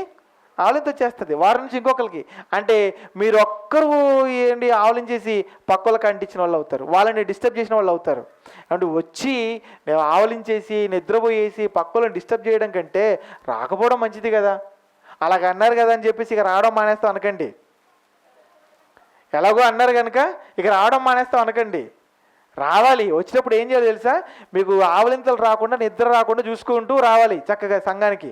అసలు ఆవలింతలు నిద్రలు ఎందుకు వస్తాయి తెలుసా అండి? సంఘానికి వచ్చేటప్పుడు కడుపు నిండా తినేస్తే నిద్ర వస్తుంది ఎక్కువ శాతం. కొంతమంది సంఘానికి వచ్చినప్పుడు కూడా అండి ఎలా వస్తారన్నప్పుడు మంచిగా తినేసి వస్తారండి. ఏమండి సంఘానికి వచ్చినప్పుడు దయచేసి కడుపు నిండా తిని రాకండి. మీరు పనికి వెళ్ళేటప్పుడు తినేయాలండి కడుపు నిండా, పర్లేదు. ఎందుకంటే అక్కడికి వెళ్ళాక మీరు ఏం చేయాలి? కష్టపడి పని చేయాలి కనుక. పని చేయాలి కనుక అక్కడ మంచి చక్కగా తినేసేయాలండి. సంఘానికి వచ్చినప్పుడు మాత్రం మీరు ఏం చేయాలన్నప్పుడు కొంచెం తక్కువ తినరండి. ఎందుకు? మీకు నిద్ర వచ్చే అవకాశం ఉండదు కనుక. ఏమండి కానీ యేసుక్రీస్తు వారు చూడండి, రాత్రి అయిపోతుందంటే ఎక్కడికి వెళ్ళిపోతున్నాడు? కొండ మీదకి వెళ్ళిపోతున్నాడు. కొండ మీదకి వెళ్ళి దేవుడితో మాట్లాడుతున్నాడు. ఉదయం అవ్వగానే దేవాలయానికి వెళ్ళిపోతున్నాడు, వాక్యాన్ని ప్రకటిస్తున్నాడు. అండి ఆయన ఎంతగా వాక్యాన్ని ప్రకటించాడంటే ఒకానొక సందర్భంలో ఆయన తినేటువంటి ఆహారం గురించి, అలాగే త్రాగే నీళ్ళ గురించి కూడా మర్చిపోయి వాక్యాన్ని ప్రకటిస్తున్నాడండి. ఆ సమయంలో ఆయన దేన్ని ఆయన ఆహారంగా భావించాడో ఒక్కసారి చూడండి. ఆ మాట చాలా బాగుంటుంది. ఆ మాట చూడండి ఒకసారి. యోహాను సువార్త 4వ అధ్యాయము 34వ వచనం చూడండి. యోహాను సువార్త 4వ అధ్యాయము 34వ వచనం. యేసు వారిని చూచి, నన్ను పంపిన వాని చిత్తము నెరవేర్చుటయు ఆయన పని తుదముట్టించుటయు నాకు ఆహారమై ఉన్నది. ఆయనకి ఏదాట ఆహారం చెప్పండి? ఆయన పంపిన వాని చిత్తము నెరవేర్చుటయు ఆయన అప్పగించిన పని తుదముట్టించుటయు ఆయనకు ఆహారం అట. అంటే అసలు ఈ సందర్భం అంతా అసలు ఇక్కడ ఏం జరిగింది అన్నప్పుడు సమరయ స్త్రీతో యేసుక్రీస్తు వారు మాట్లాడుతున్నాడు, అంతే కదండి. ఈ 4వ అధ్యాయం అంతా ఎవరెవరితో మాట్లాడుతున్న సంఘటన అన్నప్పుడు యేసుక్రీస్తు వారు సమరయ స్త్రీతో మాట్లాడుతుంటాడు. సమరయ స్త్రీతో వస్తాడు, ఆమె దగ్గరికి వెళ్తాడు. యేసుక్రీస్తు వారు అక్కడ నిలబడతాడు. అక్కడ నిలబడ్డప్పుడు ఆమెతో మాట్లాడడం అంతా జరుగుతున్నటువంటి ఆ సమయంలో ఆయనకు ఆహారాన్ని తీసుకొని రావడానికి శిష్యులు వెళ్ళిపోతారండి. వీళ్ళంతా శిష్యులు ఆహారం కొరకు వెళ్ళారు. తిరిగి వచ్చేటప్పటికి ఏమండి ఆయన చాలా బిజీగా ఉంటాడు ప్రభు. ఆ సమయంలో ప్రభు మరి భోజన సంగతి ఏంటంటే, అసలు భోజనం గురించి మీరు ఎందుకు ఆలోచిస్తున్నారు? అసలు భోజనం ఏంటో తెలుసా నాకు? ఇదిగో నా తండ్రి చిత్తం నెరవేర్చడం, ఆయన పని తుదముట్టించడమే నాకు ఆహారం అంటున్నాడు. ఏమండి దేవుని పని చేయడమే ఆహారంగా ఎంతమంది మనం భావించగలుగుతున్నాం చెప్పండి? మనకుందా ఆలోచన? ఏమండి నా జీవితంలో దేవుని పని చేయడమేనండి ముందు, ఆ తర్వాత ఏదేనండి అని మనం అనగలుగుతున్నామా? భోజన విషయం పక్కన పెట్టేద్దాం, కనీసం మనం దేవుని పని చేయడమే నా జీవిత ధ్యేయం అని మనం అనుకోగలుగుతున్నామా? దేవుని పని చేస్తున్నామా? లేదండి, మన పనుల్లో మనం మునిగిపోతున్నాము అంతే తప్ప దేవుడి పనిని మనం చేసే పరిస్థితి కనిపించడం లేదు. కానీ ప్రభు అట తండ్రి ఆయనకు అప్పగించిన పనే తుదముట్టించడమే ఆయన ఆహారం అంటండి. ఎంత గొప్పవాడు చూడండి. అంటే అంతగా ఆయన పనిలో ఉండిపోయాడు. దేని కొరకు అన్నప్పుడు ఒకే ఒక కారణం ఏంటో తెలుసా? ఆయనకు దేవుడు అప్పగించిన పని పూర్తి చేయాలి. ఎంతకాలంలో? 3.5 సంవత్సరాల్లో. ఏమంటే యేసుక్రీస్తు వారు త్వరలోనే చనిపోతాడని ఆయనకు తెలుసండి. చనిపోతాడని తెలుసు కనుకనే చాలా కష్టపడి పనిచేస్తున్నాడండి. ఆయన చాలా కష్టపడి పనిచేస్తాడు, రాత్రనక పగలనక. నిజంగా మనకు కూడానండి ఎప్పుడు పని చేసేవాళ్ళం తెలుసా? ఎప్పుడు చచ్చిపోతామో తెలిస్తే మనం కూడా అదే విధంగా పనిచేసేవాళ్ళం అనుకుంటాం అలాగా. కానీ మనం ఎలాంటి వాళ్ళం అంటే అంత మంచి వాళ్ళం ఏం కాదు. అవునా? ఏమండి మనం ఖచ్చితంగా ఎప్పుడు చచ్చిపోతామో తెలిస్తే అసలు మనం ఎలా ప్రవర్తిస్తాం చెప్పండి? ఎప్పుడు ప్రవర్తిస్తాం, ఎలా ప్రవర్తిస్తాం అన్నప్పుడు తీరానండి ఇక రేపు చనిపోతాం అనగా ఆ ముందు రోజు పనిలోకి వెళ్ళిపోతాం మనం. కానీ ప్రభు ఇంకా 3.5 సంవత్సరాలు ఉంది నేను వెళ్ళిపోవాల్సినటువంటి టైము కనుక ఈ 3.5 సంవత్సరాలు ఎంత పని చేయాలో అంత పనిని పూర్తి చేయాలనుకున్నాడు. అంటే ఆయనకు అప్పగింపబడినటువంటి కాలం మొత్తం కూడా దేవుని పనిలోనే ఉండాలని రాత్రనక పగలనక ప్రభు కష్టపడ్డట్టుగా మనం చూడగలం. అందుకే ఇదే యోహాను సువార్త 17వ అధ్యాయం 4వ వచనంలోకి వెళ్ళేటప్పటికి అక్కడ ఎంత మంచి మాట చెప్తున్నాడు చూడండి ప్రభు. చూడండి ఇక్కడ ఏం చెప్తున్నాడు అక్కడ. తండ్రి, చేయుటకు నీవు నాకు ఇచ్చినటువంటి పని నేను సంపూర్ణముగా నెరవేర్చి భూమి మీద నిన్ను మహిమపరిచితిని అంటున్నాడండి. ఏమండి ప్రభు ఏం చెప్తున్నాడు తెలుసా? తండ్రి, నీవు నాకు ఇచ్చినటువంటి పని ఏదైతే ఉందో ఆ పని నిన్ను సంపూర్తిగా నెరవేర్చాను. ఏం మిగల్చలేదా అంటే ఏం మిగల్చలేదు అంటున్నాడండి. నిజంగా ఆయనకు అప్పగించిన పని మొత్తం చేసినటువంటి వ్యక్తిగా ప్రభువు మనకు కనబడుతున్నాడు. కానీ మన జీవితంలో మరి దేవుడు మనకి ఎంత పని అప్పగించాడో అంత పని మనం చేస్తున్నామా అన్నప్పుడు చేయడం లేదు. మనం ఈరోజు ఏమనుకుంటున్నామంటే అసలు దేవుడు ఎంత పని నాకు అప్పగించాడో నాకు తెలియదు కదండి అని అనుకుంటున్నాం. దేవుడు నీకు చాలా పని అప్పగించింది ఉంది. అందుకే ఈరోజు సజీవ లెక్కలో మనం అందరం ఉన్నాం. అవునా కదా చెప్పండి? ఏమండి పని అయిపోతే మనం వెళ్ళిపోతామండి. మనం వెళ్ళిపోవడం లేదు ఇంకా అంటే మనకు పని ఉంది కనుక. అంటే పని ఉన్న వాళ్ళే భూమి మీద ప్రాణాలతో ఉంటారు. పని అయిపోయిందంటే వెళ్ళిపోక తప్పదు. ఈరోజు ఎంతోమంది కాలగర్భంలో కలిసిపోయారు, ఎంతోమంది జీవితాన్ని ముగించుకొని వెళ్ళిపోయారు. ఎందుకు వెళ్ళిపోయారు అన్నప్పుడు వారికి అప్పగించిన పని వాళ్ళకి అయిపోయింది. కొంతమంది వారికి అప్పగించిన పని చేయకుండా వెళ్ళిపోయిన వాళ్ళు కూడా ఉన్నారు. కానీ మనం అలా ఉండకూడదు. మనకు ఏ పని అయితే దేవుడు అప్పగించాడో ఆ పనిని సంపూర్ణంగా నెరవేర్చి తండ్రితో ప్రభు చెప్పిన ఈ మాట చెప్పే వారంగా మనం ఉండాలండి. మరి ఆయనకు అప్పగించిన పని ఆయన సంపూర్ణంగా నెరవేర్చాడట. ఇంతకు ఏంటి ఆయనకు అప్పగించిన పని అన్నప్పుడు ఇదిగో కొత్త నిబంధనని స్థిరపరచడం. క్రొత్త నిబంధనని స్థిరపరచడం ఇదిగో తండ్రి ప్రభువుకి ఇచ్చినటువంటి పని. ఆ పనిని ఆయన నెరవేర్చాడు అన్నప్పుడు నెరవేర్చాడు కనుకనే ధైర్యముగా తండ్రితో ఆ మాట చెప్పగలుగుతున్నాడు. ఏమండి స్థిరపడిపోయిందా? కొత్త నిబంధన స్థిరపడిపోయిందండి. స్థిరపడిపోయింది ఎవరి ద్వారా? ప్రభు ద్వారా. ఒకసారి హెబ్రీ పత్రిక చూద్దాం మనం. ఏమండి హెబ్రీ పత్రిక 10వ అధ్యాయం చూడండి. హెబ్రీ పత్రిక 10వ అధ్యాయము 5వ వచనం నుండి చూడండి అక్కడ ఏం చెప్తున్నాడు పౌలు గారు. హెబ్రీ పత్రిక 10వ అధ్యాయము 5వ వచనం. కాబట్టి ఆయన ఈ లోకమందు ప్రవేశించినప్పుడు ఇలాగ చెప్పుచున్నాడు, బలియు అర్పణయు నీవు కోరలేదు కానీ నాకొక శరీరమును అమర్చితివి, పూర్ణ హోమములను పాప పరిహారార్థ బలులను నీకు ఇష్టమైనవి కావు. అప్పుడు నేను గ్రంథపు చుట్టలో నన్ను గూర్చి వ్రాయబడిన ప్రకారము దేవా నీ చిత్తము నెరవేర్చుటకు ఇదిగో నేను వచ్చి ఉన్నానంటిని. అవండి ఏం చెప్తున్నాను ఇంకా చూడండి తర్వాత కూడా. పాప పరిహారార్థ బలులను నీవు కోరలేదు కానీ అవి నీకు ఇష్టమైనవి కావనియు పైన చెప్పిన తర్వాత ఆయన అంటున్నాడు, నీ చిత్తము నెరవేర్చుటకు ఇదిగో నేను వచ్చినానని చెప్పుచున్నాడు. ఇవన్నీ ధర్మశాస్త్రము చొప్పున అర్పింపబడి ఉన్నవి. ఆ రెండవ దానిని స్థిరపరచుటకు మొదటి దానిని కొట్టివేయుచున్నాడు. ఏమండి అర్పణలన్నీ కూడా మొదటి దాంట్లో నియమింపబడ్డాయి. అర్పణలు మొదటి దాంట్లో నియమింపబడ్డాయి. ఆ మొదటి దాన్ని కొట్టివేసి ఇదిగో కొత్త దాన్ని ప్రభు స్థిరపరిచాడు. ఏమండి ఎంత మంచి మాట చూడండి. ఇగో ఇవన్నీ ధర్మశాస్త్రము చొప్పున అర్పింపబడుచున్నవి ఆ రెండవ దానిని స్థిరపరచుటకు మొదటి దాన్ని కొట్టివేయుచున్నాడు. అంటే యేసుక్రీస్తు మరణంలో ఏమైపోయింది అన్నప్పుడు ధర్మశాస్త్రం కొట్టివేయబడింది, ఇదిగో కొత్త నిబంధన స్థిరపరచడం జరిగింది. ఇప్పుడు మరొక ప్రశ్న మీకు రావాలి. ఏంటో ప్రశ్న తెలుసా? ధర్మశాస్త్రం అంటే పాత నిబంధనలు కదండి ధర్మశాస్త్రం, అందులో అంటే ఆజ్ఞలు ఇవన్నీ కూడా ధర్మశాస్త్రాలు ఉన్నవే కదా, అవి కొట్టివేయబడ్డాయి కనుక ఇప్పుడు మనకు అవసరం లేదా? ఆ ప్రశ్న మనకు వస్తుంది కదా. కొట్టివేయబడ్డాయి, కొత్త నిబంధన స్థిరపరచబడింది ఆయన మరణంతో అని ఇక్కడ స్పష్టంగా రాయబడింది కనుక ఆ పాత నిబంధన ధర్మశాస్త్రం మనకు అవసరం లేదా అన్న ప్రశ్న మీకు వస్తుంది, రావాలి. ఇందాక చెప్పాను కదా నేను, జాగ్రత్తగా ఎవరైతే వాక్యం వింటారో వారికి ఈ ప్రశ్నలు వస్తాయని. అంటే ఈ ప్రశ్న మీకు వచ్చి ఉంటే దానికి సమాధానం ఏంటో తెలుసా? అది కొట్టివేయబడినప్పటికీ కూడా అది మనకు అవసరం కనుక దేవుడు ఈ కొత్త నిబంధనతోనే కలిపి ఉంచాడు. ఏమండి, ఒకవేళ అది మనకు అవసరం లేదనుకోండి, దేవుడు ఏం చేసేవాడో తెలుసా? కేవలం కొత్త నిబంధన మాత్రమే ఉంచేవాడు, పాత నిబంధన ఉండేది కాదు.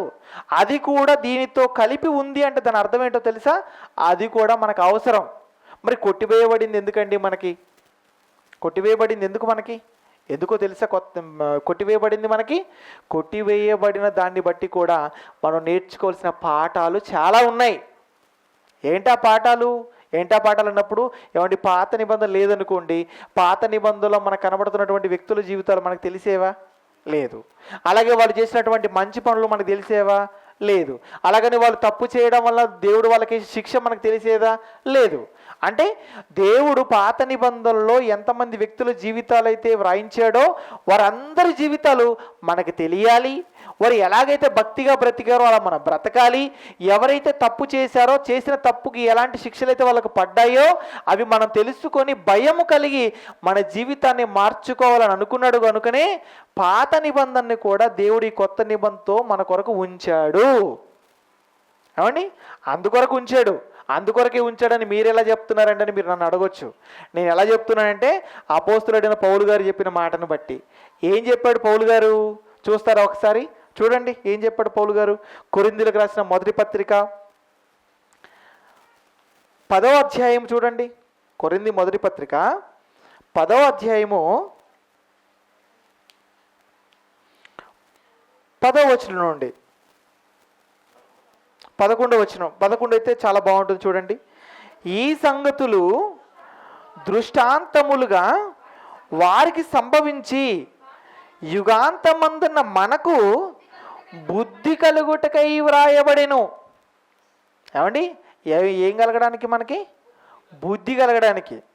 అండి, ఈ బుద్ధి అన్న పదం ఎప్పుడు ఉపయోగిస్తాం అన్నప్పుడు చెప్పిన మాట వినకపోతే అరే నీకు అసలు బుద్ధి ఉందా అని మనం తిడతాం, అవునా కదా? ఇప్పుడు రాయబడినటువంటి ఈ మాటలన్నీ కూడా పాత నిబంధనలో ఉన్న విషయాలన్నీ కూడా యుగాంతమందు ఉన్నటువంటి మనకు దేని కొరకు రాయబడ్డాయట? బుద్ధి కలగాలి. ఏమండి, జ్ఞానం రావాలి. బుద్ధి అనగానే తిట్టని అనుకోకండి. ఏమండి, బుద్ధి జ్ఞానము సర్వసంపదలు ఎవరిలో గుప్తములై ఉన్నవి? క్రీస్తులోనండి. బుద్ధి జ్ఞానము ఎవరిలో ఉన్నప్పుడు క్రీస్తులో ఉన్నాయి. మరి ఆ జ్ఞానం ఆ బుద్ధి మనకు రావాలంటే ఈ విషయాలు మనకు తెలియాలి కనుకనే ఇవన్నీ మన కొరకు దేవుడు ఇదిగో ఉంచాడు ఇందులో. మరి ఇవన్నీ చదువుకుంటున్నప్పుడు మనం ఏం చేయాలను? మనకు బుద్ధి రావాలి. ఏ విషయాలు అన్నప్పుడు ఇగో ఇశ్రాయేల్ ఉన్నారు చూసారా జనాంగం, ఇశ్రాయేల్ జనాంగం విషయంలో దేవుడు ఏమనుకున్నాడు అన్నప్పుడు ఆయన జనాంగం అనుకున్నాడు. ఆయన నా జనాంగం అన్నాడా దేవుడు? ఇజ్రాయెల్ నా జనాంగం అన్నాడండి. ఇజ్రాయెల్ నా జనులు అన్నాడు దేవుడు. నా జనులని వాళ్ళు ఎంతో ప్రేమించాడు, వారి కొరకు ఎంతో చేశాడు. ఏమండి, వారు ఇక్కడ ఐగుప్తులో 40 సంవత్సరాలు వాళ్ళు అక్కడ 430 సంవత్సరాలు బానిసలుగా ఉన్నారండి వాళ్ళు ఎక్కడ ఐగుప్తులో. అప్పుడు 40 సంవత్సరాలు నడిపించాడు దేవుడు. ఆ 40 సంవత్సరాలు వాళ్ళ కోసం ఎంత చేశాడు చెప్పండి? 40 సంవత్సరాల ప్రయాణంలో ఉన్నప్పుడు మనందరికీ తెలుసు. వారికి ఆ ఎండ తగలకుండా మేఘస్తంభాన్ని పెట్టాడు. అలాగే వాళ్ళకి రాత్రిపూట చలి తగలకుండా అగ్నిస్తంభాన్ని పెట్టాడు. వాళ్ళ కాళ్ళకి వేసుకున్న చెప్పులు అరగలేదు, వాళ్ళ ఒంటి మీద వేసుకున్న బట్టలు కూడా మాసిపోలేదు. వాళ్ళు నడవడానికంటే సముద్రాన్ని 2 పాయలు చేశాడు. అసలు ఇవన్నీ వింటున్నప్పుడు మనకు ఎలా అనిపిస్తుంది చెప్పండి? అసలు ఏమనిపిస్తుంది? దేవుడు ఎంత గొప్పవాడు అసలు. కాళ్ళకేసుకున్న చెప్పులు అరిగిపోకపోవడం ఏంటండి అసలు? మీరు చెప్పులు కొనుక్కుంటున్నారు, వేసుకుంటున్నారు కదా, వేసుకుంటున్న చెప్పులు ఎంతకాలానికి అరిగిపోతున్నాయి చెప్పండి? 1 నెల, 2 నెలలు, 6 నెలలు, మా సంవత్సరం ఏమైపోతున్నాయి? చెప్పులు అరిగిపోతున్నాయి, మళ్ళీ కొత్త వేసుకోవాల్సి వస్తుంది. బట్టలు వేసుకుంటున్నారు, వేసుకున్న బట్టలు పొద్దున్న సాయంత్రానికి ఏమైపోతున్నాయి? మాసిపోతున్నాయి. అవునా కదా? ఏమంటే కాళ్ళకి వేసుకున్న చెప్పులు అరిగిపోతున్నాయి, ఒంటికి వేసుకున్నటువంటి బట్టలు మాసిపోతున్నాయి. అంటే బట్టలు మాసిపోతున్నాయి, చెప్పులు అరిగిపోతున్నాయి మనకైతే. కానీ ఇశ్రాయేలుకి 40 సంవత్సరాలు అసలు సమస్యలు తెలుసా? అంటే వాళ్ళ బట్టలు మాసిపోలేదట. ఎలాగంటే అసలు వాళ్ళ బట్టలు మాసిపోకుండా ఉండొచ్చు? వాళ్ళ చెప్పులు ఎన్నాలంటే అరిగిపోయి అరగకుండా ఉండొచ్చు? ఒకసారి ఊహించండి, అద్భుతంగా అనిపించడం లేదా? ఎందుకు చేశాడు దేవుడు అన్నప్పుడు? వారిని సొంత జనాంగం అనుకున్నాడు, ప్రేమించాడండి. వారిని ప్రేమించి అంత చేశాడు. ఆ తర్వాత అండి దేవుడు వారికి భూభాగం ఇచ్చాడు, ఆజ్ఞలు ఇచ్చాడు. ఎన్ని చేసినా వారు ఏం చేశారన్నప్పుడు దేవుడు పైకి తిరగబడ్డారండి. వాళ్ళు ఎంత చేసినా, అంత చేసిన దేవుడి పైకి తిరగబడిన జనాంగంగా ఇశ్రాయేలు కనబడుతున్నారు. అలాంటి జనాంగం విషయంలో ఆ తర్వాత దేవుడు ఎలాంటి నిర్ణయాలు తీసుకున్నాడో, ఎలాంటి శిక్షలు వారికి వేశాడో, మీరు కూడా దేవుడి పైన తిరగబడితే మీకు అలాంటి శిక్షలే పడతాయి అనే విషయం తెలియాలి. అంటే ఇదిగో కొట్టివేయబడినప్పటికి కూడా ఇది మీకు ఖచ్చితంగా ఉండాలి అని దేవుడు ఇది మన కొరకు ఉంచాడు. అంటే యేసుక్రీస్తు వారి మరణం ఎందుకు జరిగింది అన్నప్పుడు ఇదిగో కొత్త నిబంధన, లేదంటే ఏమండి ఈ కొత్త నిబంధనను స్థిరపరచడానికి జరిగింది అన్న విషయం కూడా మనకు అర్థమైపోయింది. ఏమండి యేసుక్రీస్తు శిలువలో చనిపోయాడు ఎందుకు అన్నప్పుడు మన పాప క్షమాపణ నిమిత్తం చనిపోయాడని ఒక్క మాటలు చెప్పడం కాదు, 5 విషయాలు చెప్పొచ్చు మనం ఆయన మరణంలో ఉన్నటువంటి వాస్తవాలు ఏంటో. ఏంటి అన్నప్పుడు మొదటగా ఏం మాట్లాడుకున్నాం మనం అన్నప్పుడు, క్రీస్తు మరణం ప్రవచనానుసారంగా జరిగింది. ఏదో ఆషామాషిగా అప్పటికప్పుడు జరిగిపోయింది కాదండి. ముందుగానే ప్రవచింపబడిన మాటల ప్రకారంగా యేసుక్రీస్తు వారు ఆయన రావడం జరిగింది, అలాగే ఆయన మరణించడం జరిగింది అని ఆధారాలతో మనం చూపించగలం. రెండోది ఏంటన్నప్పుడు క్రీస్తు శిలువ పైన ఇష్టపూర్వకంగానే చనిపోయాడు. ఆయన గురించి ఏమనుకుంటున్నారు మీరు? శిలువ పైన ఆయన ఏదో బలవంతంగా ఎవరో ఆయన్ని చంపేశారని మీరు అనుకుంటున్నారు యూదులు. కాదు కాదు కాదు కాదు ఆయన ఇష్టపూర్వకంగానే చనిపోయాడు అని రెండో విషయం మనం సమాధానంగా చెప్పవచ్చు అడిగిన వారికి. మూడోది ఏంటన్నప్పుడు క్రీస్తు మరణ త్యాగం అందరి కొరకు. కొంతమంది అంటూ ఉండారులేండి, ఏమన్నప్పుడు ఏమంటే యేసుక్రీస్తు వారు ఎవరికి సంబంధించిన దేవుడు తెలుసా? అది ఇశ్రాయేలుకి సంబంధించిన దేవుడు. ఆయన అంటాడు కదా స్వయంగా మాట్లాడుతూ, ఏమంటాడు ఆయన? ఇదిగో ఇశ్రాయేలు నశించున్న గొర్రెల యొద్దకు వాళ్ళ దగ్గరికి మీరు పోండి అంటాడు. ఆయన చెప్పాడు మీ ప్రభు అన్నాడు. ఆయన ఆ సమయంలో చెప్పడం, ఆ మాట చెప్పడంలో ఉన్న కారణం వేరే. కానీ ఆయన ఎవరి కొరకు అన్నప్పుడు అందరి కొరకు చనిపోయాడని పౌలు గారు చెప్పాడు కదా చాలా చక్కగా.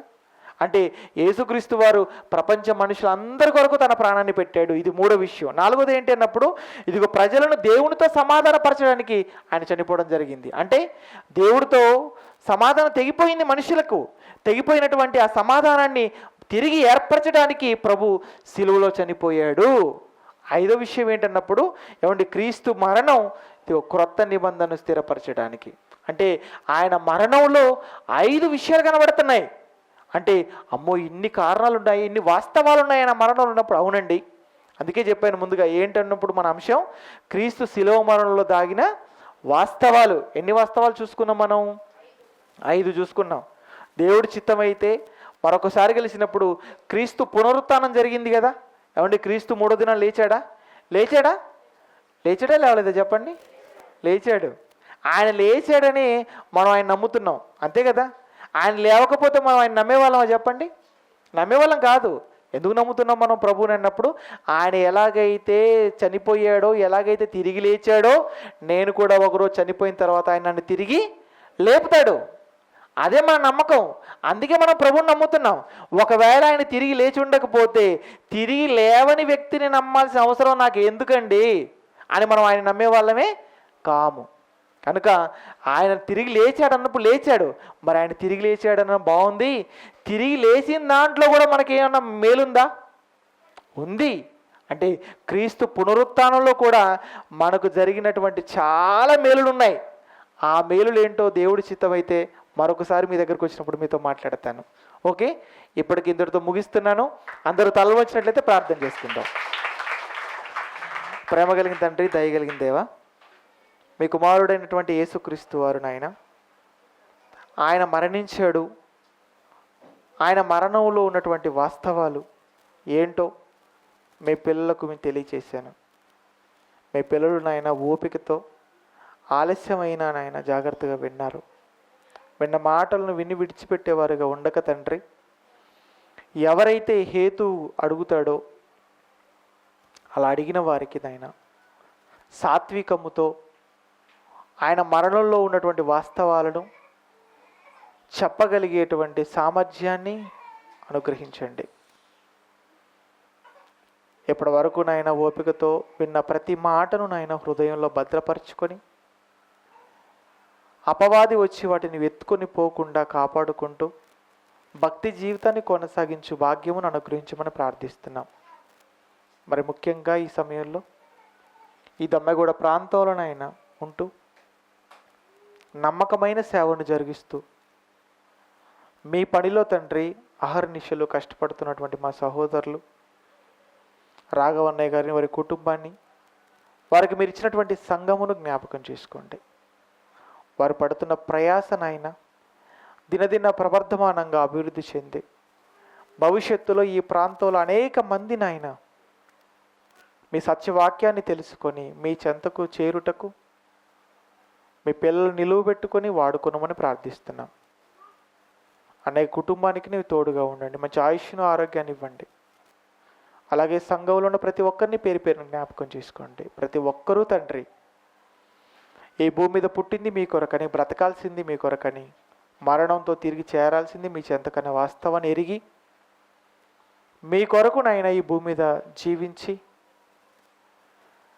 తిరిగినైనా మీరున్న పరలోకానికి చేరుకున్న భాగ్యమును అనుగ్రహించమని వేడుకుంటూ, మీ చిత్తమైతే మీ కుమారుడైన యేసుక్రీస్తు వారు అక్కడ ఆలస్యమైతే మరొకసారి మీ పిల్లలతో మేము కలుసుకొని, మీ కుమారుడైన యేసుక్రీస్తు వారు పునరుత్థానుడై తిరిగి లేచాడు అని నమ్ముతున్నటువంటి మేము ఆ పునరుత్థానములో మేము పొందుకున్నటువంటి ఉన్నతమైన మేలులేంటో తెలుసుకునే అవకాశాన్ని మా జీవితంలో మీరు అనుగ్రహిస్తారని నమ్ముతూ ఈ ప్రార్థన మా రక్షకుడు మీ ప్రియకుమారుడైన యేసుక్రీస్తు వారి పేరిట మీకు సమర్పిస్తున్నాము తండ్రి. ఆమెన్.